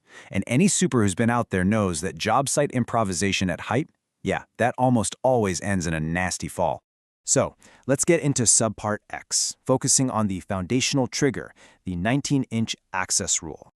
I want you to burn this number into your brain. 19. It's a huge exam tip, but more importantly, it's a daily field rule. If there's a break in elevation of 19 inches or more and you don't have a ramp or a hoist, OSHA says you must provide a stairway or a ladder. No exceptions. And look, that's not just some arbitrary bureaucratic number. Ergonomic studies, and honestly anyone who's been framing for 20 years, will tell you that repeatedly stepping up or down more than 19 inches absolutely wrecks your knees. Plus, it drastically spikes your chance of losing your balance. It's just basic human biomechanics. Moving on to safe construction stairways and the anatomy of compliance. When you're building temporary stairs, OSHA mandates the angle has to be between 30 and 50 degrees from the horizontal. Pretty standard. But here is the massive, incredibly common violation I catch on sites every single week. Variations in riser height and tread depth. OSHA says they gotta be uniform, with no more than a 1/4-inch variation in the whole system. Now think about why. When you walk upstairs, muscle memory takes over completely. You aren't looking at your feet. If just one step is a 1/2 inch higher than the rest, your boot catches the lip, and boom, you've got a severe tripping hazard. And once those stairs are framed up, we've got to protect those open edges. The rule of thumb here is simple. If you have a stairway with 4 or more risers, or it goes higher than 30 inches, whichever comes first, you need at least one handrail. And guys, that rail isn't there to look pretty. It has to withstand a 200-pound downward or outward force. If a 200-pound ironworker trips and throws his whole weight against that rail to stop a fall, it literally can't fail. All right, put your supervisor lens on for a second. Imagine you're walking your multi-story project and you see temporary skeleton metal stairs. You know, the pan stairs, just waiting for the concrete guys to pour them. If you see your crews using those empty pans to haul tools to the second floor, what's your move? You shut it down immediately. Under Subpart X, foot traffic is strictly 100% prohibited on skeleton metal stairs unless those pans are fully filled to the top edge with secured temporary wood treads. Leaving them empty is like walking inside a giant cheese grater. It's a massive laceration and trip hazard. Let's pivot to Section 3, ladder setup, the physics involved, and safe access angles. Let's talk about the tool that causes the most injuries out here, the ladder. OSHA dictates that self-supporting portable ladders have to be capable of supporting 4 times their maximum intended load. But as a super, you need to make sure your guys actually understand what maximum intended load means. It is not just the guy's body weight, it's the worker, plus his 30-pound tool belt, plus that 50-pound bundle of shingles he's trying to balance on his shoulder. If he blows past the manufacturer's rated capacity with all that extra gear, that ladder is going to suffer a structural load refusal and just collapse right out from under him. Now, there are 2 metrics you need to permanently burn into your brain for setup. First is the 4-to-1 angle ratio for extension ladders. For every 4 feet of working height, the base of that ladder needs to be pulled 1 foot out from the wall. Easy math. 4 feet up, 1 foot out. The second metric is the 3-foot extension rule. Anytime you're using a ladder to access an upper landing, those side rails absolutely must extend at least 3 feet above that landing surface. And I'll show you exactly why that second rule is the difference between life and death in just a minute. Section 4, climbing, prohibited uses, and looking at this through the supervisor's lens. Look, this right here is the absolute golden rule of ladder safety.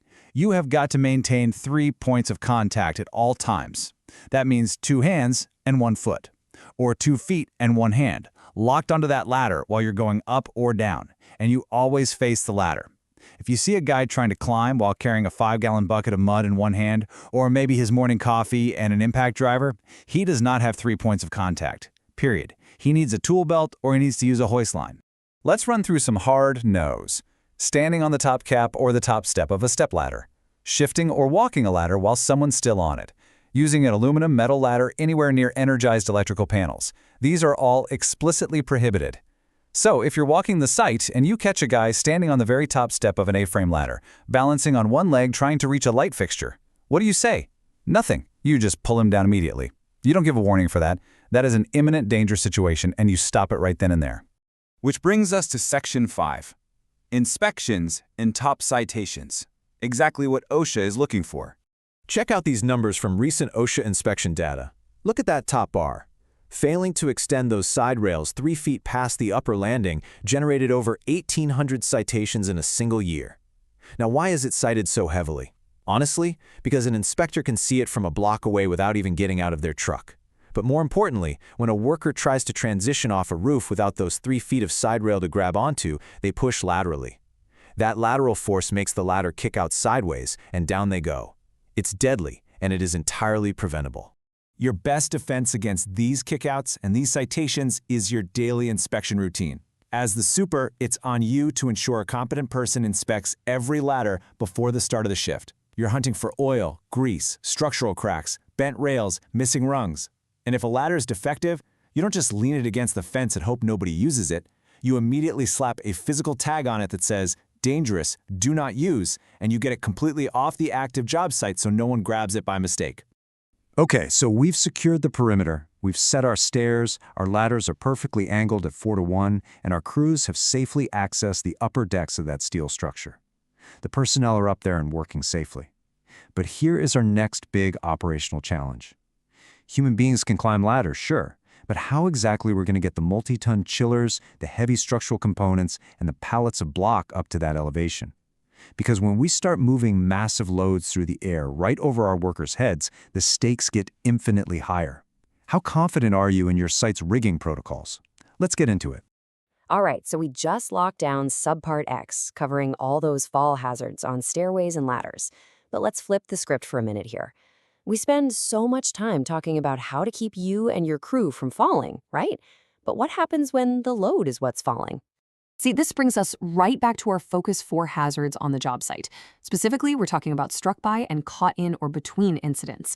Listen, when your rigging fails or a piece of heavy equipment goes sideways, you aren't just looking at a minor first aid situation. No way. You are looking at catastrophic and, honestly, often fatal results. As supervisors, treating proper rigging and equipment operation as absolutely non-negotiable, that is literally the only way you get everyone home at the end of the shift. Because the data tells a pretty brutal story. Just look at the numbers between 2011 and 2015. Over 2/3 of all caught in and between fatalities were directly linked to collapsing materials. 2/3. Picture a swinging 40-foot steel pipe, or a dropped I-beam, or an overturned excavator. These aren't just random, unforeseeable accidents, guys. They're completely preventable tragedies, provided you actually know how to recognize and mitigate the hazards before the hook even drops. So let's dive into prevention, and we're going to start with the gear itself. OSHA 1926.251 gives us the absolute golden rule of rigging, and you need to memorize this. No tag, no use. A sling tag isn't just a label for convenience. It is the primary way you verify what a sling is made of and exactly what it's rated to lift. If you or your riggers cannot read the manufacturer's tag because it's worn out or covered in grease or just missing entirely, that sling does not get used. Period. It's an immediate, hard stop violation. Now, having a readable tag is just step one. Every single day, a competent person must inspect that gear. For wire rope, you're looking for broken wires. OSHA says more than 6 randomly distributed broken wires in one lay? It's garbage. Throw it out. Keep an eye out for bird caging, crushing, or any kind of makeshift knot. And for your synthetic web slings, if you see acid burns, melted fibers from heat glazing, or, this is a big one, if those internal red warning yarns are exposed inside the weave, take your pocket knife, literally slice that sling up right there and throw it in the dumpster.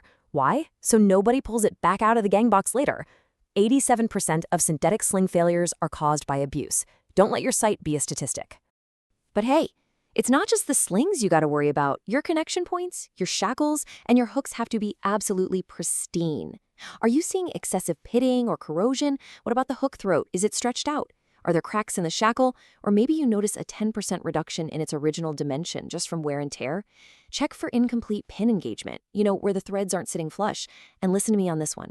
If a welder accidentally strikes an arc on a hook or shackle, it instantly alters the temper of that steel. Instantly. That is an immediate stop work condition. You do not mess around with compromised steel. Okay, let me test your field knowledge here. Imagine you're a supervisor, and you're watching a crew rig up a really heavy, awkward load. Let's say it's a massive 40-foot steel beam. Now they've got a tight clearance overhead, so they're spreading those sling legs way out wide to grab the pick points near the ends. What happens to the sling tension, the actual physical force pulling on that rigging, when your horizontal sling angle drops all the way down to 30 degrees? It doubles 2 times the weight on each leg.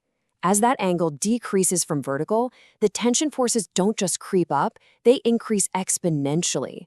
At a 30-degree angle, a sling is feeling twice its proportional share of the load's actual weight. It's basic geometry, sure, but it is the kind of geometry that kills if you ignore it. This right here is exactly why knowing the load's center of gravity and calculating those angles is so critical. If your guys are out there just eyeballing it and guessing, they are going to overload and snap a sling, guaranteed. Now, all that rigging is usually attached to some serious heavy machinery, right? Cranes, excavators, heavy-duty forklifts. Before anyone even thinks about turning the key on those, the equipment needs a rigorous pre-use check. Run through this mental checklist. Are the ground conditions firm and graded? Are you using supporting materials like mats or cribbing if the soil is a bit soft? You absolutely have to verify that the reverse backup alarms are actually functioning, that the rollover protective structures, your ROPS, are intact, and that seatbelts are being used. And test those service brakes. They must be fully capable of stopping and holding the equipment fully loaded on a grade. Actually, I really want to highlight that very first step about ground conditions, because OSHA Standard 1926.1402 puts this squarely on your shoulders. The legal burden of providing stable, graded, and drained ground falls directly on the controlling entity. That's usually the general contractor or the site supervisor. Look, if a crane overturns because the soil was muddy or recently saturated or uncompacted, it honestly does not matter if the operator stayed within the load chart. The foundation failed, and that failure is on management. You have got to ensure adequate support before the outriggers even deploy. Okay, so the ground is solid, the rig is solid. Now we need communication. Out on your site, you cannot mix up a qualified signal person and a dedicated spotter. They are totally different jobs. The signal person directs the crane's dynamic movements. The hoisting, the swinging, the booming, they are literally the operator's eyes on the ground. But a spotter, under OSHA regs, a dedicated spotter has one sole uninterrupted responsibility, watching the clearance between the equipment and overhead power lines. They don't rig the load, they don't direct the lift. They literally just watch that wire to keep your operator from getting electrocuted. And for that signal person, they must be formally qualified, and they have to use standardized NCCO hand signals. Forearm vertical with a circular finger motion? That means hoist. Arm extended pointing the index finger? Swing the boom that direction. But I really want you to burn this next part into your memory. Stop is one arm extended out, palm down, swinging back and forth. Emergency stop is both arms doing it. And here is the unwritten golden rule of the job site. While only one authorized person gives the regular signals, the crane operator must obey a stop or emergency stop command from absolutely anyone on site who spots a hazard. No questions asked.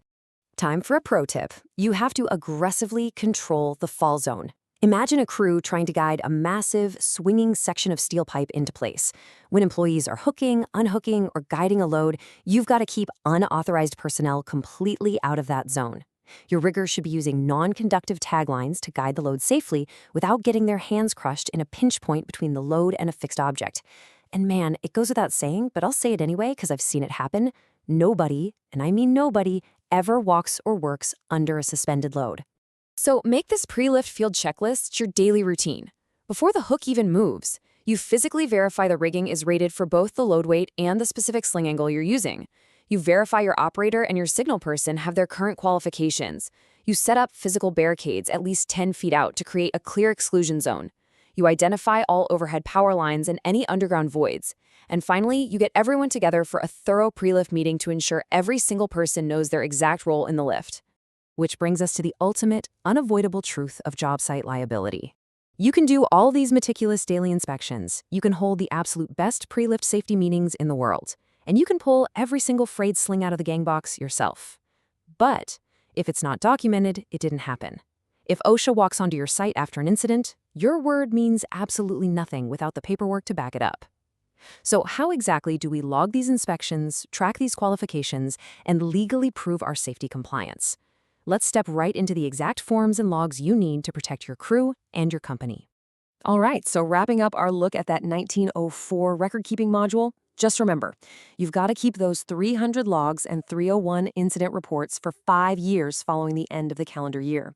It's the law, it helps OSHA spot trends, and honestly, it helps us figure out exactly where our safety programs are falling short. But right now, I want you to take a deep breath, close the record-keeping book for a second, and zoom out with me. We are covering a massive amount of ground in this explainer of the OSHA 510 source material, walking through the entire 29 CFR 1926 manual. We've talked about the regulations, the hazards, and the real-world application on the job site. Now it's time to bring it all together for the final review. Look, as someone who spent over 2 decades in the dirt and on the steel, my goal right now isn't just to help you crush that final exam, though we're absolutely going to do that based on this material. My goal is to make sure that when you step back onto a busy, loud, chaotic construction site on Monday morning, you have this stuff completely hardwired into your brain. Let's dive in. Now, I want you to ask yourself a question, because honestly, this happens every single day out in the field. An OSHA compliance officer walks onto a massive commercial build. You've got your general contractor, the framing sub, the electrical sub, maybe a staffing agency providing temporary labor. A hazard gets spotted. Let's say it's an unprotected leading edge. Who gets the citation? If your gut reaction is just, well, the guy standing closest to the edge, you need to flip your manual back to the multi-employer worksite policy.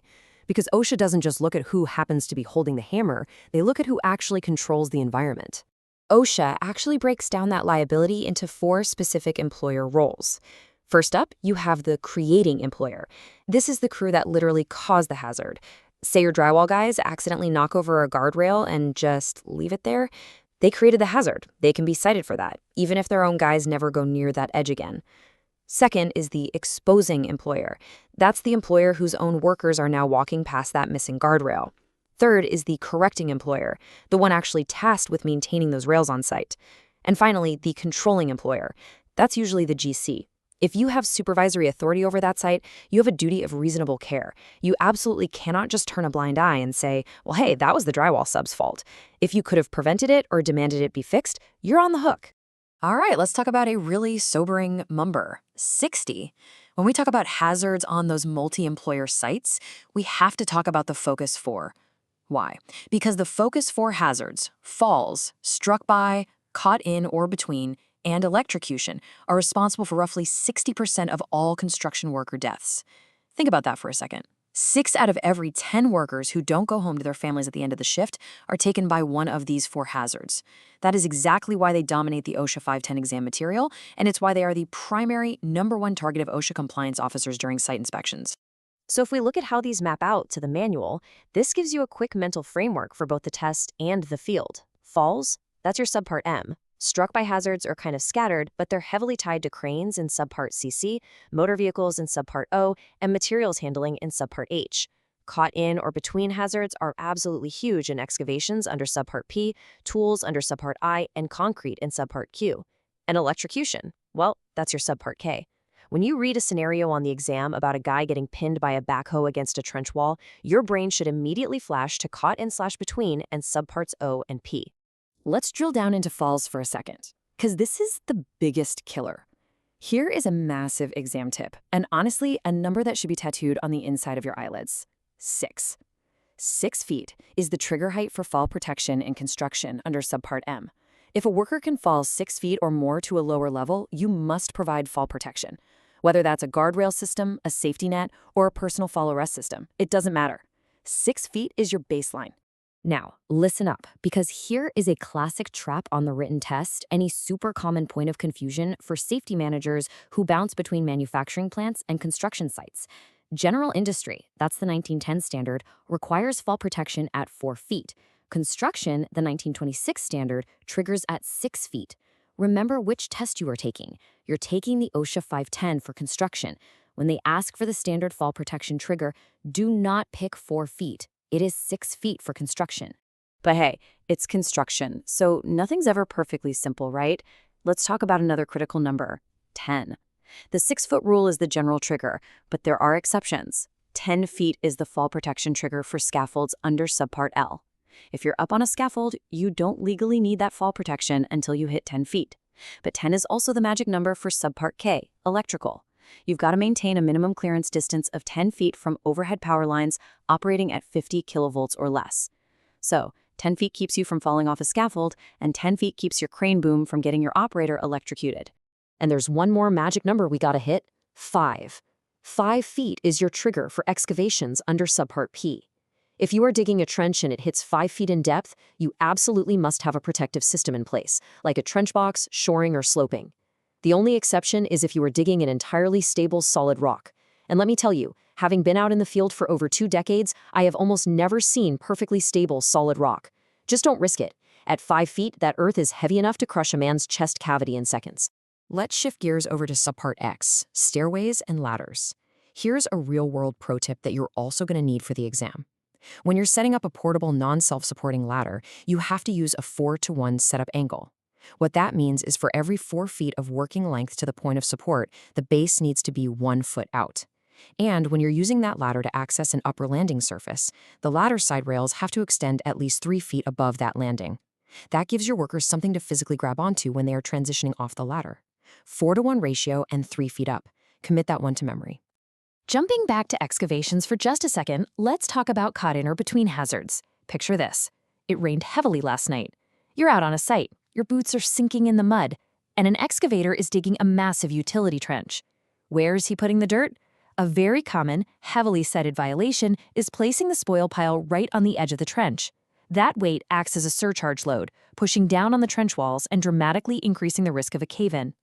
Subpart P mandates that spoil piles and equipment must be kept at least 2 feet back from the edge of the trench. 2 feet minimum, no exceptions. So what's the common thread here? Scaffolds, trenches, fall protection, they all require someone to oversee them.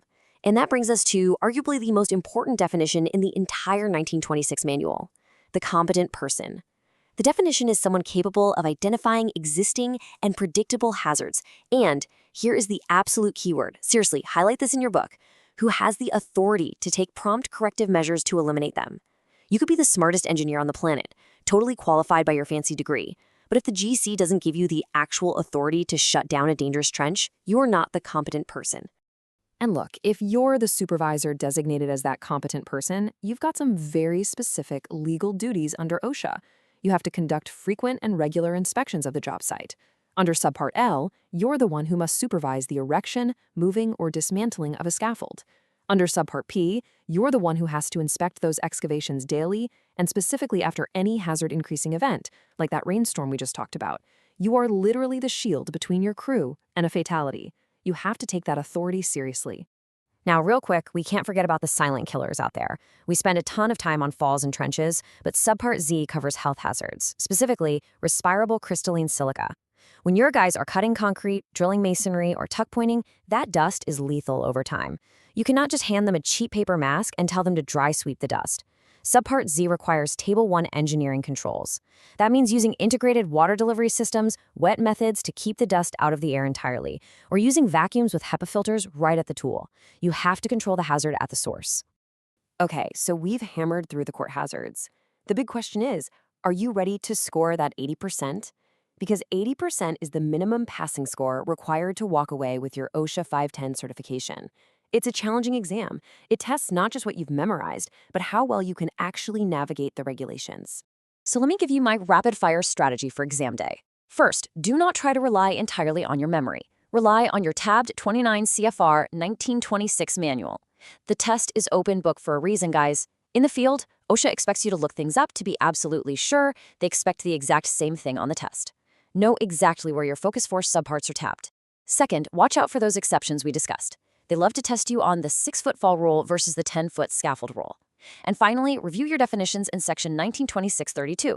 You've got to know the difference between an authorized person, a qualified person, and a competent person. Oh, and you definitely need to remember this administrative timeline, 15. If your site does get inspected and you receive a citation, you don't just have to roll over and accept it if you truly believe OSHA got it wrong. Employers have exactly 15 working days from the receipt of the citation to file a notice of contest. If you miss that 15-day window, that citation and the penalties become a final order, and you completely lose your right to appeal. Look, passing that written exam is a massive achievement. You absolutely should be proud of getting that 80% or higher. But I want to contrast that with Monday morning. The written test is sterile. It's perfect regulatory text on a nice, clean piece of paper. Monday morning is loud. The schedule is behind. The weather is awful. The subs are arguing with each other. Implementing rigid controls on a dynamic, unpredictable job site, that is the real test of a safety professional and a construction supervisor. Bridging that massive gap between the textbook and the actual trench, that all comes down to safety culture. You build that culture by leading by example. If you walk the site without your hard hat and safety glasses, your crew is going to do the exact same thing. You have to enforce the rules consistently, not just when it's convenient for the schedule. You must empower your youngest, newest laborer to raise their hand and stop an unsafe task without fear of getting chewed out. You have to be the supervisor who chooses human lives over schedule pressures every single time. And that actually brings us to the end of our explainer on this OSHA 510 material. I really want to leave you with this one thought. Everything we've studied, the 1904 logs, the 6-foot trigger heights, the 4-to-1 ladder ratios, the competent person requirements, none of it is really about avoiding an OSHA fine. Safety isn't just about avoiding citations. It is strictly, entirely about making sure every single worker on your job site goes home to their family tonight with all 10 fingers and all 10 toes the exact same way they arrived. You've got the knowledge now, you have the manual, you have the authority. So when you walk onto that loud, chaotic site on Monday morning, what kind of safety culture are you going to choose to build?